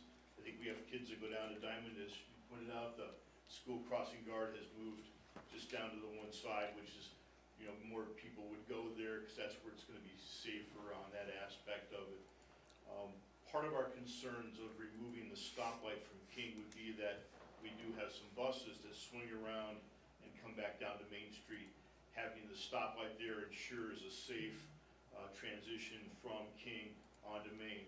I'm certain that we don't generate 90 of those per hour or whatever, so, but we do, you know, there are a couple of times where during the day, that light's really important to us. Could we change our routes and run the buses someplace else? I'm sure that we could figure something out where we could go down the road to Mill or something and come out a different way. So we have to look at that. Obviously, we're really interested in what the council decides, because that's what's gonna drive our concerns. I live in Hudson, so I've seen the flashing yellow lights up by the school, and also downtown. I've watched as cars ignore those, so it's one of the things that I'm concerned about. And I also see where people stop. I mean, once people are more in tune with what's going on to those that are there, it helps. So the initial pass is gonna require a little bit of support from the Ravenna Police to whatever we change that traffic control lights to. I've also seen the other systems that are used over by Kent State and stuff, and I think that those also work. So I'm hugely supportive. I understand the cost savings and the stuff that needs to happen, because we are widening the road. The schools had to participate by giving them aerial easements to be able to move the wires over into our property, and some other things. So we need to work through that. I'm just really concerned about school safety and the safety of the children. That's gonna be the biggest thing, and how we implement that, how we enforce it, and how we educate the population on what's required for that. My biggest concerns, of course, are buses. I can't say what will or won't happen with the passage or the lack thereof of the levy, because I'm not allowed to by law. Because if I say that, then it becomes something that has to happen. So every option is on the table, as Dr. Hebert likes to say, and I think that's fair for you guys, that every option's on the table. They are correct about the mileage and also the age group of the students for what we do need to bus and things like that. so there will be some busing that obviously will not be affected regardless of what options are on the table for that. And we're just now, I just got a text actually from our transportation director just before I got up that said, report's completed, so she's working on, currently we're studying where the students live and the possibility that one of those options that could be on the table might be something that we have to seriously consider on that. I think I'd rather entertain questions and spew out any other operational stuff. I appreciate you coming and talking and, you know, giving us your thoughts, because it's important. Schools, very important to the community and working together with, so Yes. thank you. Thank you. Yes? Thank you very much for entertaining time. Thank you. Thank you. Okay. Anybody have any other questions for Judy or Mr. York? If not, I think we're going to table this issue for right now until everybody has a chance to look through the survey on their own. And if additional questions come up, hopefully we'll be able to answer those next month at the meeting or sooner if possible. I did forward Judy's report to council just a few minutes ago. Thank you. Enjoy. I enjoyed it. If you have trouble sleeping. And that's why I wouldn't do a warrant analysis with the city of Ravenna, for the city of Ravenna, for the liability issue. Obviously, GPD Associates has liability insurance in case they did something wrong, but in traffic law, in traffic code, it's very specific. We're basically trying to keep from being sued, and that's ultimately liability. I've done them before, but I wouldn't do them for my employer. Gotcha. Okay. Well, thank you. So that item will be tabled temporarily. Next item on the agenda is to appropriate $23,000 to replace street signs that are warranted to be replaced. I think Mr. Finney can explain what happens to these signs a little bit easier than I could of what warrants them to be replaced. Well, these are faded. They have many of them have almost zero reflectivity. And through the years, ODOT changes their standards also. School signs are to be yellow. That's generally, we have them mixed around different places. So Cheryl Sears from the street department handles the signage, and she had given me a long list and said all of these need. So I put a list together. I solicited 2 bids. One came back at just a little over $22,000 from Print Sign, which was, my estimate was about $21,500. So they weren't far off of my estimate. We didn't have this money in the budget specifically for signs. We do have money in the budget through the paving levy, which this is a permissible use of the paving levy to purchase. So I'm asking, what am I asking here? So to appropriate $23,000 to replace deficient signs. And just to note that the paving program this summer did come in under budget a little bit, so those funds are available through that paving levy. Yeah, I think with all the other items that we have budgeted, we were $100,000 under budget. Now, Mark Bowen has asked if he could spend a little on Meridian Street sidewalks, maybe $20,000, and then these would be $20,000. So we're still in good shape with the balance of the paving levy. As we just talked about, the safety of the residents is of utmost importance, so having the right signs out there are very important. So I'm okay with moving this forward if the rest of the committee is. Absolutely. Thank you. Yes, I've seen several signs that are faded very bad. Thank you. Okay, we'll move that item forward. And the last item on the agenda is a no turn on red sign at North Scranton and Main Street. This was something I wasn't aware of prior, so again, if you could, the warrant for this. The school crossing guard reached out to the chief and is requesting a similar sign to what city council approved at Diamond and Main. I think I modified the timing a little bit of my request. It's gonna be 7 to 9. Is that fair, Steve? The middle school? Because the middle school, the timing is different than the high school. Middle school's weird. They're actually earlier now than they were. Right. Yeah. And you have West Park Elementary on the other end of Scranton. So if you're looking at Brown Middle School and West Park Elementary, that time span at Main Street in North Scranton could potentially be a larger window or permanently no turn on red. I can send you those times, but Yeah, I was thinking the school started at 7:30 and high school started at 8. That's what was strange. And then it got out at 2:30, high school got out at 3, I think. So if we went 7 to 9, 2 to 4. I think Diamond Street is a little different, but a half hour different, so it might be What time something. does West Park? they get out at 3:30 in the afternoon.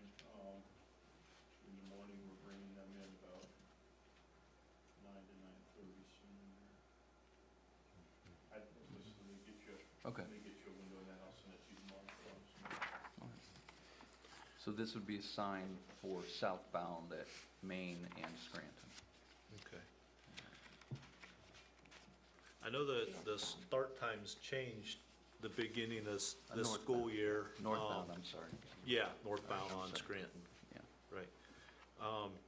Has the school board, do you know, have they had any discussions yet of possibly changing the start times of the school again for next year at all? It's not something that we're really considering real hard. One of the things that would be dependent on that is if there's changes to the non-public schools that we have to bus, that might cause us to have to move the transportation schedules a little bit, and that might force us to change school start and stop times, but right now, that's not something that we're chomping on. So is this something that you think, Mr. Finney, we can wait till it's a little bit closer to next school year when they make Absolutely. a decision on the start times before we? Yeah. Okay, perfect. Yeah, I'm okay with this as well. And just so you know, this does get codified. Do we need to have a public meeting for this? I don't think so, because it's in chapter 6, I think. We wouldn't normally, chapter 12, we often have public hearings, but Okay. chapter 6, we don't. Okay. So just, it will go in record, I mean, it's not just anything council does relating to traffic gets codified. Couldn't you just do like a 7 to 9, just like a standard time instead of being so specific to time? That way, you're not printing times out, you know. It comes back to the traffic code, the manual of uniform traffic control devices specifies a range. So if somebody gets a ticket, I didn't know when school started, that's why you have to tell them exactly when that range is.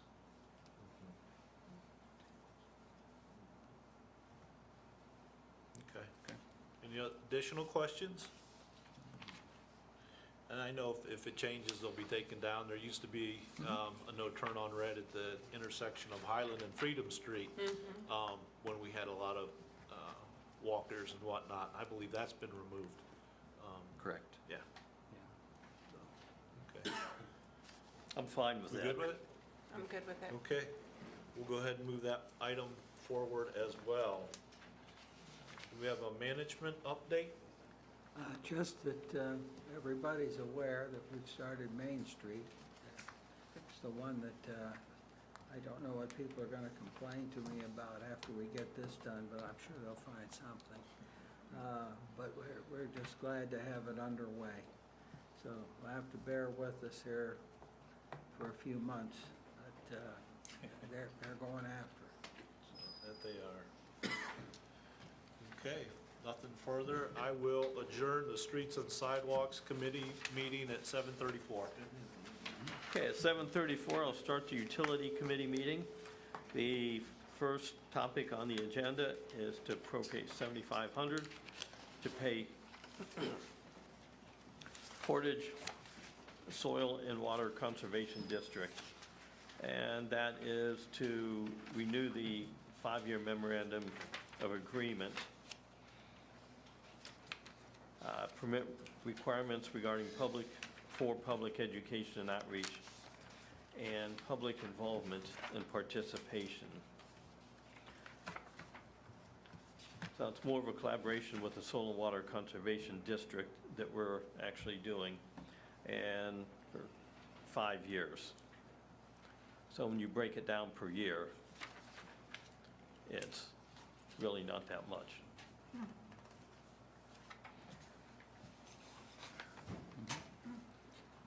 Why does the contract year start in 2020?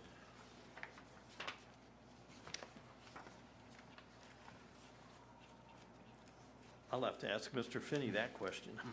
Of course you would. Yes, because I don't have an exact answer on that one. Because we, They probably used the same MOU that we had last time, Okay. and they forgot to edit it entirely. Yeah, I think you're right. Copy paste. I think, yeah, I'm expecting that's correct. Okay. For whatever reason, we are always 5 years behind with them in this regard. And I won't go into why that happened years ago, but the new director just discovered this, and here we are. But they do provide public outreach and training. For instance, they did rain barrel workshop a year ago, so we paid our share for that. The person, resident, whomever wanted to, had a small fee to get their equipment, that sort of thing. But anyway, so it's part of our MS4 permit to the EPA. We used to pay Portage County to do all of it for us, but the EPA said municipalities had to have their own permit. But we could use the county for training and education. So that's what we do, which is a huge, huge benefit. Dominic still does training with Tim to our staff, but we don't have to provide outside training.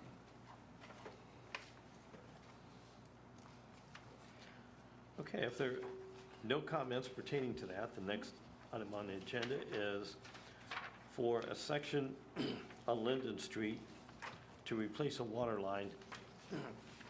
Says here has 6 clamps on it on that water line, which in some areas I'm not surprised at all at that many clamps. Not in the least. So after you get so many clamps, it's better just to replace a complete section. That will be done by Helmling Excavating. And Also, Paul, the sewer line is on that same contract with them, right? yes, I was just getting to that, and that sewer line is on Avon Court. Well, So we had a few different projects that Dominic solicited bids. These are 2 of them. We had a third one, but we used a different contractor at Scranton and Maine to replace a valve. They were cheaper. Dominic only received 2 return bids. So we're still soliciting bids from contractors with the same specification, trying to get the best price. I believe we don't necessarily need council's authorization because we have money budgeted for these things, and it's less than $25,000. Is that correct? yes. That would be correct, but your tracking sheet says and to appropriate money. For the water and appropriate money. Okay, so this one then we would. Yeah, the sewer, when we get to the sewer line, we'll further discuss it. But so there was the account number between Dominic and Tammy that they worked out to do. We're going to pave this section of roads. We want to fix this water line before we pave. sure, that makes sense.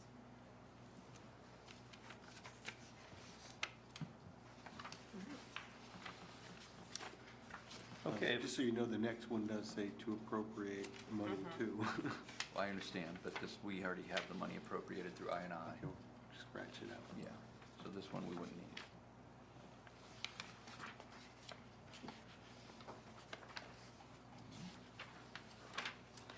And, and then the next topic on the agenda is for the Foxwood Estates sanitary extension over there, which is off of Bryn Mawr. And with that extension, it will not be costing the taxpayers anything for that project. And we don't know who's doing this project yet. It's a company called Z-Tech, I believe, out of Youngstown. I'll get you an answer here in a second. It should. Thought he included it, bid tabulation.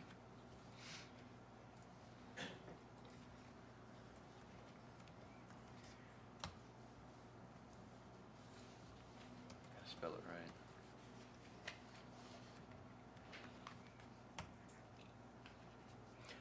Yeah, Cliff. All right. Yes.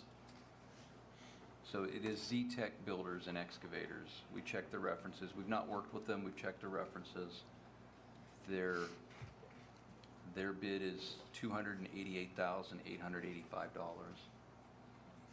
Remember, the grant's covering $480,000. It is a 100% grant. So we will also invoice the EPA for our administration costs and our time and whatever material we may have. We won't invoice them for gasoline, but you get the idea. Okay, quick, just one question. Now that they're hooked up, will that go to the county sewer, or will that come to Ravenna's? It'll come to So Ravenna. they'll be charged every month? They will for be the sewer charged. like- Correct. And of course, meters would have to put in, because they probably have well water they're doing. That is correct. So meters have to be put in for the well water that they use, which gets put into the sewer system. Correct. That's Yeah, how we you- will. How you gauge it, of course. Yeah, we'll set 6 meters because there's 3 water customers now. Oh, okay. There's 3 water customers on Bryn Mawr. Yeah, there were 9 There's houses. 1 vacant lot, and then there's the other 5. We'll set maybe 6, 5 or 6. I thought because there was a plan, they were gonna go across Route 14 and hook up to the county system there at one time, but I know this is going back and they got, it was cheaper this way, the grant, so, okay, thanks. Yep. So this was authorizing the mayor to enter a contract, right? I'm okay with moving this forward. Okay. Sounds fantastic. Thank you. Okay, the last thing is if we do have a management update. Not at this time. Okay. Yeah. At 7:42, I will have the utility committee coming to a close. At 7:42, I will bring the Community and Economic Development Committee to order. First thing is just a placeholder to stay on the agenda for the RLF administrative agreement that we are still waiting on our wonderful Ohio Department of Development to provide us. So once we get that, we will provide the administration agreement for review and approval. Second item on the agenda is specify a fund placement for the Ravenna Woodstown JED revenue. So we received our first little bit of revenue from our new JED, which is extremely exciting. And we need to determine where we want those revenues to be placed. So of course, we always have the option of the general fund, or we could specify specifically another type of fund if we want, since it comes from the JED, which is the Joint Economic Development District, we could specify that all of it or a portion of it goes towards economic development efforts within the city, which, personally, I'm going to be a little bit biased and say I would think that it would be wonderful to have a little bit of that going towards economic development, especially as we want to look at filling the storefronts downtown and pushing for building owners to improve and be able to do things to fill those spots. But that is why this is on here, is for us to determine if we want to put it all into the general fund. Do we want to set up a separate fund that we call Economic Development Fund? Or how do we want it placed? And this, oh, I'm sorry. No, go ahead. And this amount of money that we're talking about, we've already determined the percentages that are Yes. going to each of the entities. And this is So the just- JED is like the large amount of Mhm. 50 or 70%. I think ours is, we're getting 10%. Right. So we're just talking about that universe of money, that 10% of the total pie that comes in, where we Correct. want to put it. And Okay. so with the amount that we received in March, it looks to be about accurate, at least for now, is about 60, right, it was 6,800 roughly. So just under $7,000 for a month. So just as an example, with that 7,000, if we wanted to say, okay, we want a certain percentage of it to go to capital savings for the new municipal buildings, and another small percentage to go towards economic development. Or if we said, well, we just want it all to go into the general fund, but remember, we're trying to maintain our general fund to certain levels too, so just, I wanted to ask everybody's thoughts, opinions, ideas on it. Like I said, this does come from the JED, which is an economic development initiative, and so it would be nice to keep a portion of it specifically towards economic development if possible. I agree. I think that's, I'm okay with, a percentage of that going back into a form of economic development. I don't know if you talked with Dennis and if he had any thoughts on this process. Dennis would love any amount of Yes. economic development funds that we could bring for him.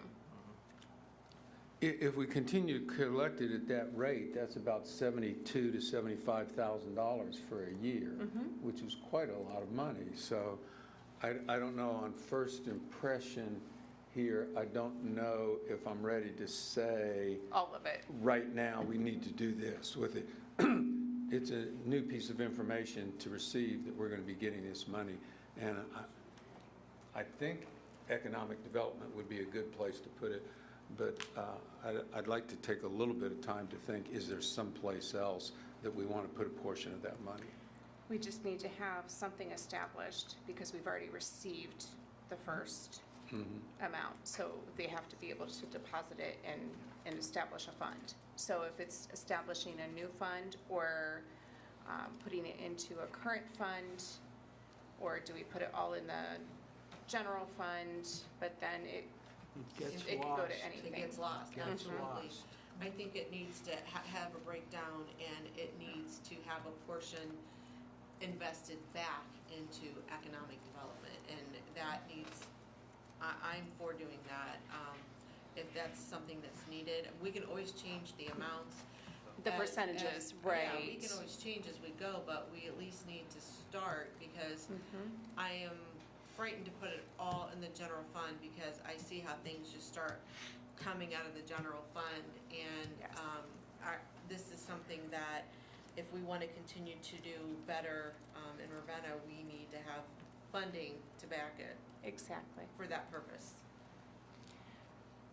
So, I was just gonna say, do we want to work with Brian and Tammy on getting some ideas, or do we want to say, I think I would be okay if we kind of had a placeholder for it and put it into a fund for economic development, but not right now make the determination of how that money is going to be spent. We can let it accumulate, I think, Right. for a little while. Just to say economic development, what's that? You know, there'd be a question about that. But if we need a spot to put it right now, I would be okay with us establishing an economic development fund. I guess I can go on to the next item because it'll kind of blend together, and you'll see why in a second. If you guys don't mind, I'll jump to the next item, and then we can kind of come back and merge them together somewhat. So the next item is accepting a donation of $93,970 for economic development. And this is coming from the CIC. And we would like to put it into an economic development fund. And there are some specific criteria, just this amount that has been discussed by the CIC as to how it's going to be used towards economic development initiatives. It will be in the city's fund, and obviously Dennis will be a big part of monitoring, helping, establish what is going on. We've worked out some of the guidelines, things like that, but this is just accepting that donation and using an economic development fund for holding those funds to help that initiative. So Brian, is it possible that we could take the JED funds as well as this donation and combine them into the same economic development fund that then, as Dennis and the mayor and council sees fit, we could determine uses or restrictions at a later time? Yeah, we could use that same fund and put a portion of that JED revenue into that same fund we're talking about for the CIC money. Sure, that'd be certainly an option. That's a fund we already have set up, so.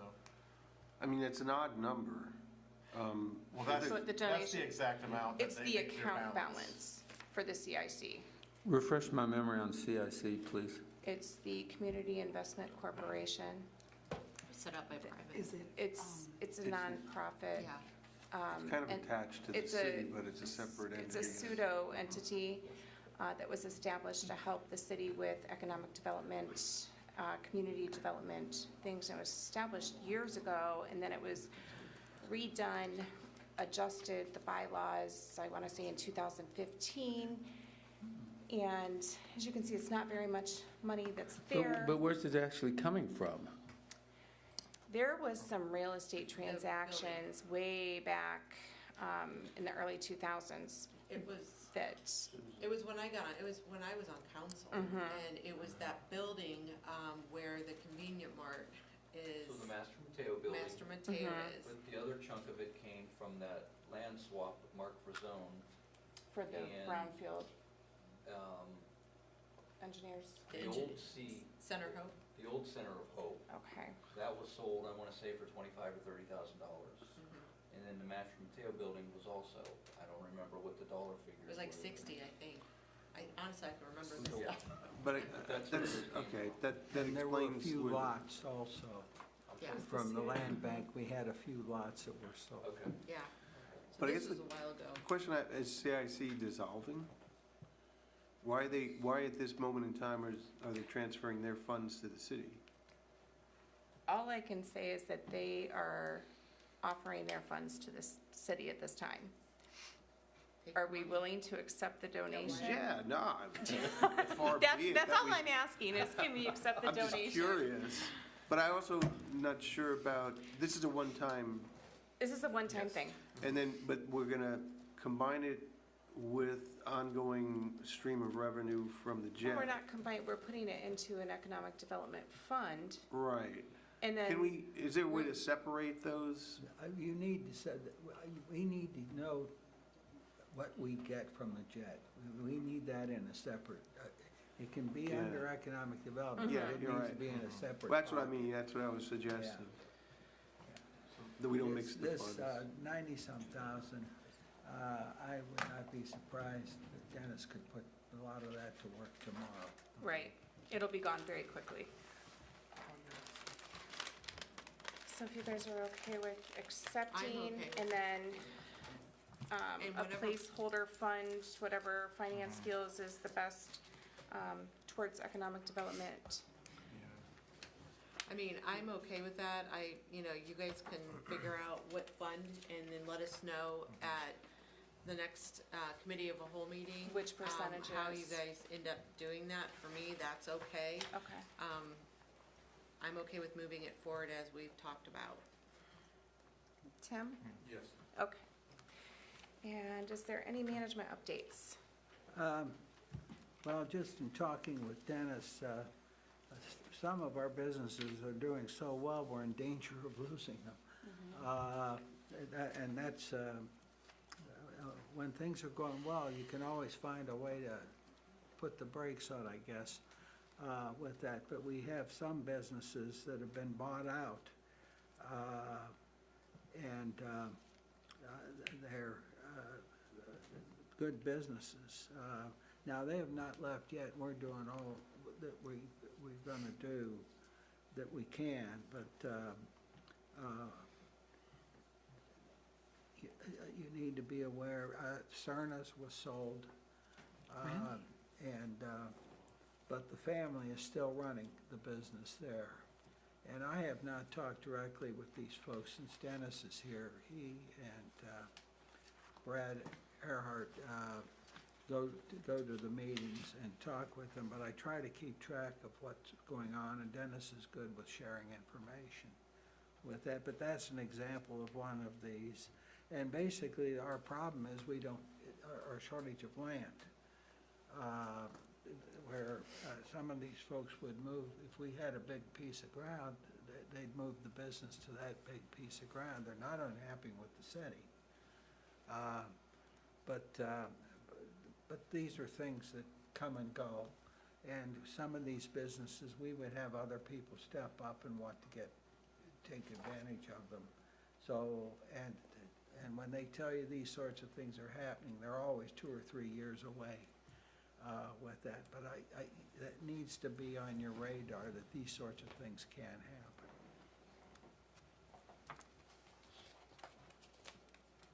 Come back to life, please. Is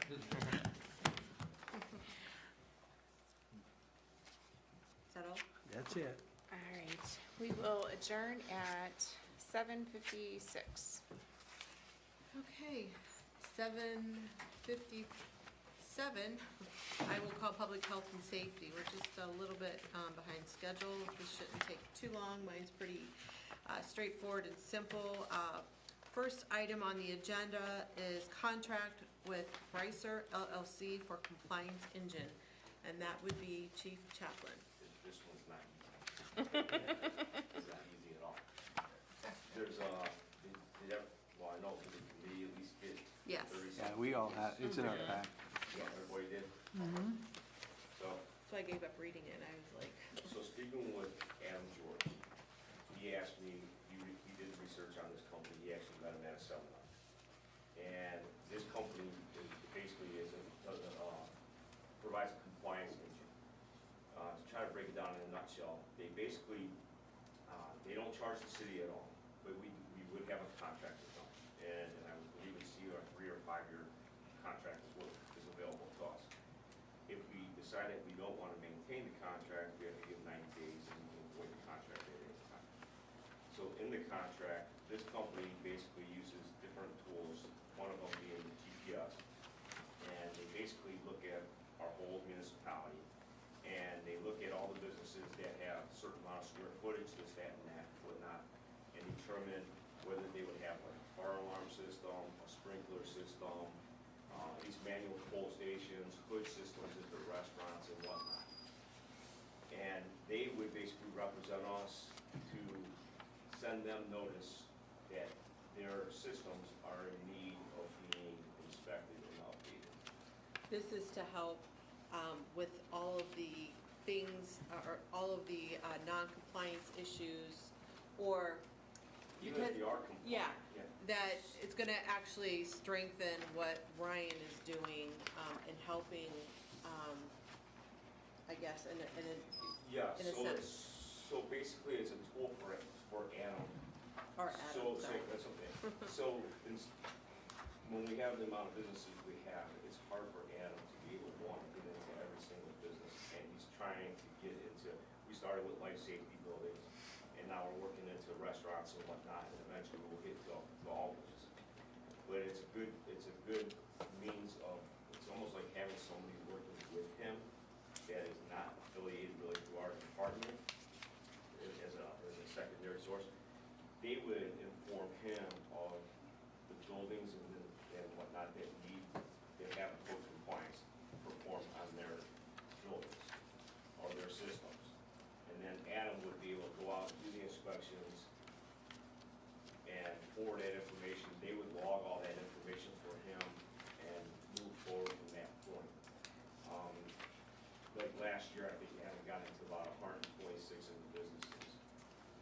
That's probably maybe a third of the businesses total that we have in the city. So it would give him a good means of the information of what businesses actually need to have code compliance as far as more of a life safety issue. So would they be, working with Adam? As Yes. far as, so if they So sent, would they- Adam have to check on the stuff that they sent them? Yes. So Adam would get the information from the company, from Brycer, saying that these buildings or whatnot would have to be, they're up for inspection.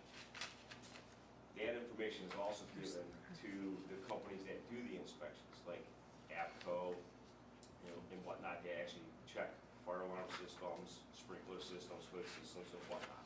So there's actually physical people that come from that company that we're talking about, correct? No. No. So that company sends the information to the companies that do the inspections, that they actually provide this, not the inspection, but inspection, that provide the service to those hood systems and sprinkler systems, to the licensed companies that actually work on those systems. That's how they get compensated. So say for instance, I came in here to try to, I want to make sure that your fire alarm system is up to date by code. Check the batteries, check all the strobes and horns and make sure they all work. My charge to you as a company, say ABC would come in and say it's $150 for us to come in just to service this. Brycer would get $20 for providing them the information that they had the inspection that needed to be done. That's how Brycer gets compensated, which there's a fee for them anyways.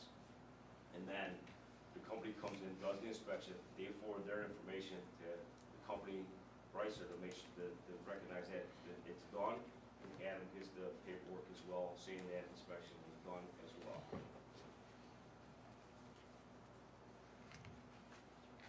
Clear as mud, huh? I told you it's gonna be a little complicated. Yeah, well, I remember you telling me about it, so I could that's, possibly get in touch with a representative that is for our locale, and ask them to do something that's similar, like not necessarily Zoom, but I could get them on a phone, and they could give you a better breakdown of exactly how those transactions so would be. is it, I guess it's the costing of the city, so it's not Not going to cost cost the city any money. No. So I guess the pros are, that we want to know the pros and the con. What would be the con of this company? Like what would be the, I don't see a con to it. The businesses are gonna have to pay to have those services done regardless of the services being provided, where the companies make the money in the long run. So say ABC company comes out and does the sprinkler, or the fire alarm system. They're getting their money by doing that. They're also getting the money because they're being informed that these companies need inspections being completed. So in turn, they're giving Brycer a $20 fee, or paying a $20 fee to Brycer for them to give them the information that they're not compliant. are any other surrounding cities using them? Yes. There's a list. I saw the list, but I It's not didn't even see. just in the state of Ohio, they're pretty much nationwide. I didn't see. They're in effect a broker, but they're also, I see them doing service to the city in that work that we couldn't manage to do ourselves. Correct. The Army of One, Right. it's very So- hard for Adam to get into all the Right. buildings to be able So to make it code I compliant. mean, it's interesting they call their system the solution, which is pretty interesting term. But the only downside I could possibly see is they're collecting all this data. Not that I see it's a big downside, but They said that it would. we own the data according to the contract, but Correct. they'll have, and they have a third party that says that they store the data with. So, I mean, if you got real cynical, you could, have a big brotherish attitude and think that, well, they're collecting all this data about the city of Ravenna and the companies that exist here, but I think that's just the nature of the business. I don't know how they could perform their business without collecting that data. And they said, we asked them, well, how long do you think it would take for you to get all the data for our city? And they said probably the minimum 3 years. Yeah. I mean, it definitely, makes us, I think, more effective in what we're doing, making the city safer as far as cuts down, possibly fight more fires and, again, you know, we're not having to hire any additional people either, because that'll be the next thing where, you know, it's gonna be overwhelming, it's gonna be too much. So if there's a place like this that can help alleviate some of the manpower and not cost the city anything, it almost seems like a no-brainer. As I look at it, it appears that it's a big part of it is just the software that they use to manage all the different data that they have about what inspections need to be done by this property and whether it's completed or not. So I think the management system sounds okay. I do just have some questions about the whole payment thing, about, you know, it's no charge to us. It's the 3-year contract. It's automatically renewed at the end of the 3 years unless we choose to be out of it. I guess I just have a little bit more questions about these companies that do the work, like the fire inspection or the hood inspection, and they pay the $20 back to Brycer. You know, is this a closed circuit that they're just referring their companies that they want to get the work, or is the work open to the business to choose who they want?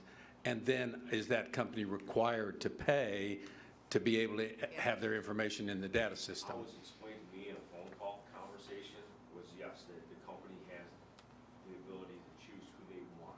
And then they would still, with that company that they choose to provide that service, would still have to give that $20 fee to Bryson for informing us of the inspection that needed. And they would have to pay no matter what anyway? Correct. So, okay. So Brycer's gonna contact my business On behalf of us. on behalf of you guys and say, okay, your business is this big, this. You are required to have hoods, fire suppression system, whatever it They won't is. get into what they require, they'll see what they have and what they should have. So basically, if they already have a hood system or a sprinkler system or just a fire alarm system, then they would say, yeah, I have a fire alarm system, but based on square footage, we don't have to have a sprinkler system. So then for them to send an agency or to send that information out that it needs to be inspected, they would end up ultimately, when that inspection is to be completed, would get a $20 fee that would be paid by the company that actually came out and did the service. So if I don't have something that's required or to keep my business in compliance, and the company comes out and tells me this, and I don't have the funds to do that right now, what happens? I want to make sure I'm understanding. So if you don't have a sprinkler system or a fire alarm system, then you would be exempt from it anyways. Then that was something that Adam would just do a normal fire inspection.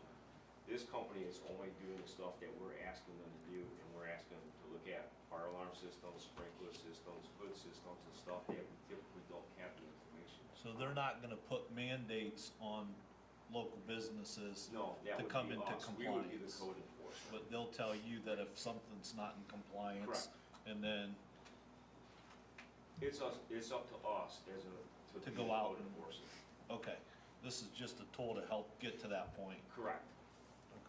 And to alleviate some of the other stuff so that he can focus more on probably some of that other stuff that's, you know, bigger. Well, I do know, like, well, I'll confess that, like, LG Chem just took hours of probably both their time for just to get the completion of that one structure done, let alone the rest of the city. Right. We're talking months worth of work to get that building to where the occupancy was actually permitted. Okay. Well, if you have any more information to come to, you know, was this something you were wanting us to move on? We don't have to move on today. Right. I mean, I can give you more information so it doesn't have to go to Committee maybe of a the whole. whole next week. So I mean, we can, I just want to make you aware of something we're looking at, see if you're receptive to it as a committee. And if we are, we'll do some some more work on this, get some more information that you get with the questions you're asking, and then we'll present that moving forward. Okay, Rob, with you being on this committee still, are Prefer you, to whatever you guys decide, but I'm okay with Getting- moving it forward now, whatever you want to do. Matt? Yeah, I'm okay. I'd like to read through this. I haven't had a chance to, but yeah. And that's fine, totally understand. Yeah, get more information, still, bring it, even if it's, And next, if you have a question, where it comes time that you have a question for the company themselves, where you could get a straightforward answer from them versus me being another party. yeah. I don't think it would be unreasonable for them to have a meeting, a Zoom or at least a conference call for And the maybe, questions that need to be asked. even have, I don't know if Adam might want to come in and, talk about what he sees, how this might help him. Yes, I think it's important, to hear from him too, if he's able to. absolutely. So, but yeah, I'm interested with it. I think it's a good thing to continue moving forward. But, we'll, wait and get some more information and, continue it, next month, if that's okay. I'll leave That's it in the fine. committee. That way it'll give you time, give him a chance to read it. And, yeah.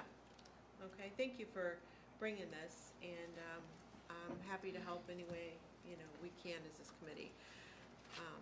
Okay, next item, I have two items that are actually the same.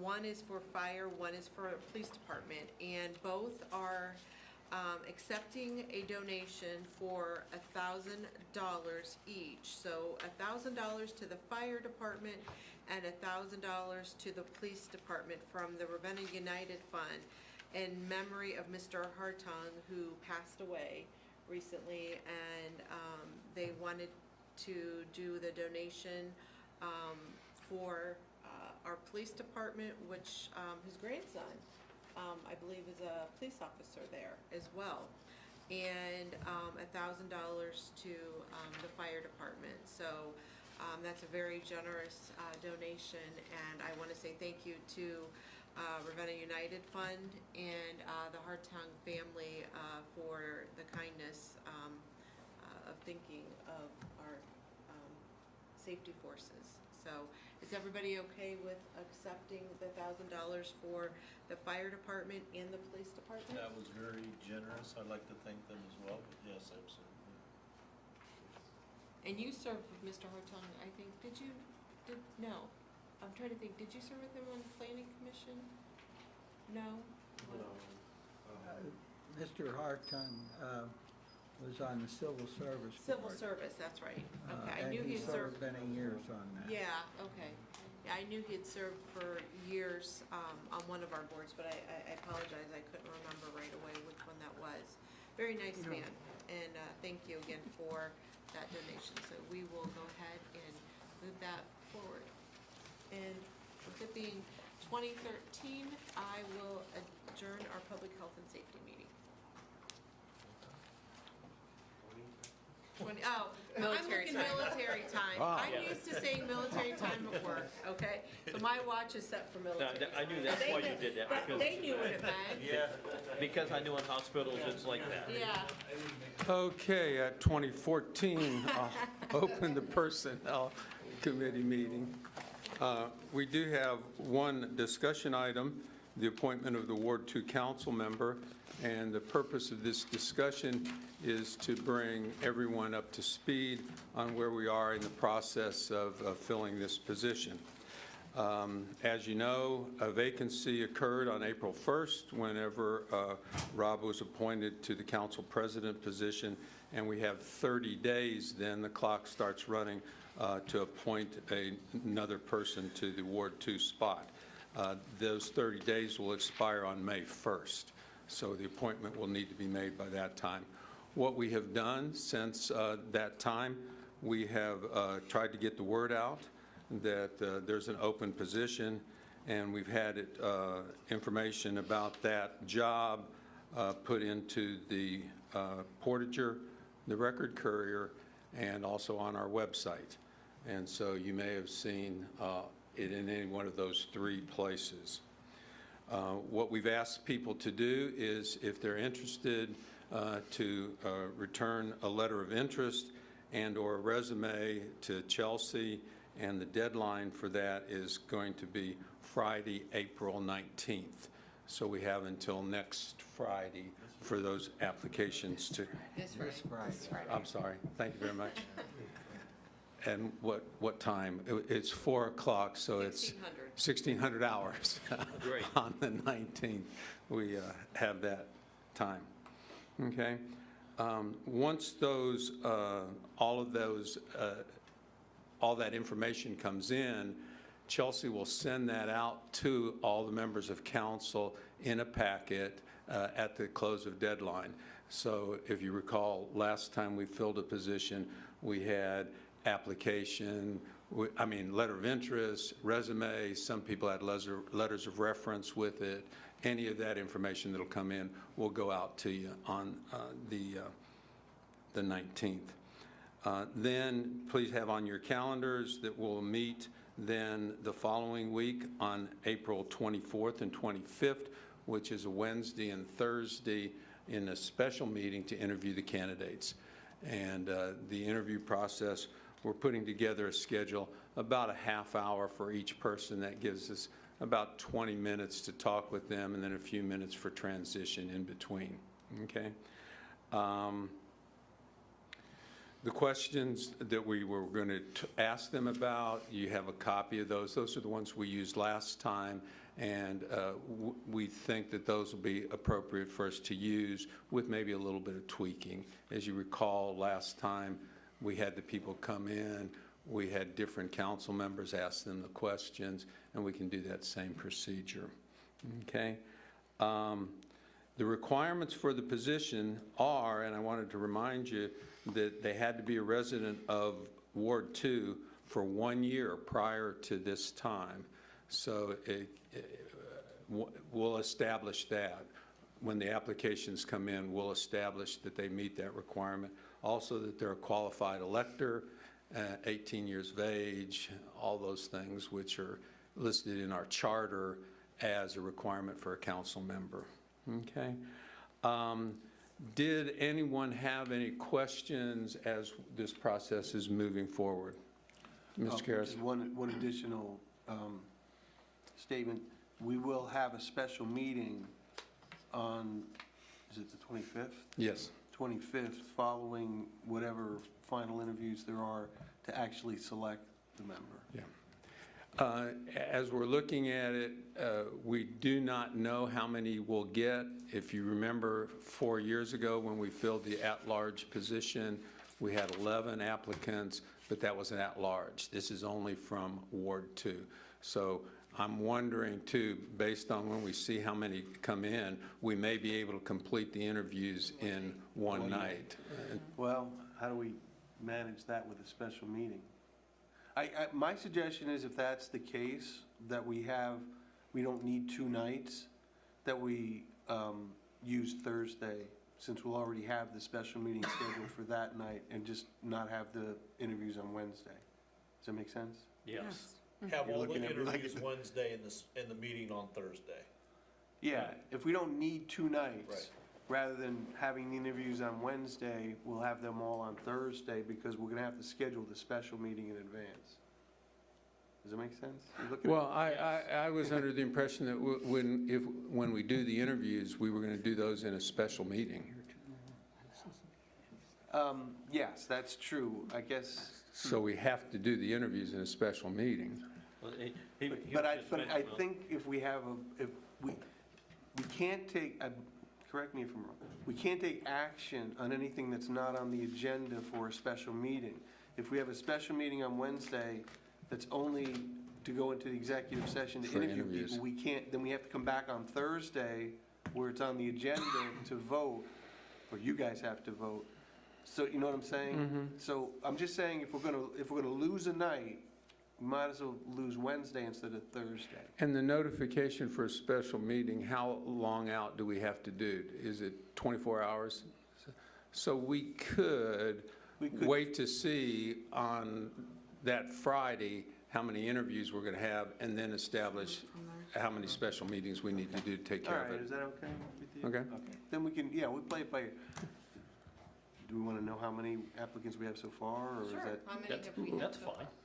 We have one. Okay. But we have several calls that have come in, people expressing that they're going to apply. You know how it goes sometimes, people don't put applications in until closer to the deadline. So I think we'll have a couple for sure, but it doesn't sound like we'll have 11. So at this time, we have one. Have one, and we have at least two people that have called, expressed interest. Yes. Okay. One other component of this, just like when I was elected to the president's position, I believe it's the same wording, that the person will have to run for the unexpired term at the next election, and that unexpired term, well, actually, that will be the expired term. So it will be a full term when they run. It'll be for 4 years instead of, like in my case, only 2 years. Yes. Okay, I just wanted to clarify that. And that may be helpful for anyone who wants to apply, that they're not going to get sheeted on the term. Okay, sorry. I just wanted to make sure that was Yeah, out we're there. good. Okay. And with that, I just wanted to make sure that you were all up to speed. We will have a little bit of chance, if there's any additional thing at Committee of the Whole, I could share something with you if there's, but I don't think we have much additional, except we just need to wait for the applications to come in, and we'll be ready to go. Okay. Do we have an electronic version of the questions? And I'll work with Chelsea on that, okay? And what I intend, or what I thought we would be able to do is, on the first interview night, we can take a few minutes before the first interview to talk about how we will go through the recommendation. Remember last year, each individual council member rated the candidates and picked their top 3 choices. Then we looked at that and talked about it. So we'll put together a form that we can use for that. Okay? That's good. Okay, and with that, we'll adjourn at 20:23. Is there a management update? Oh, management update, I'm sorry.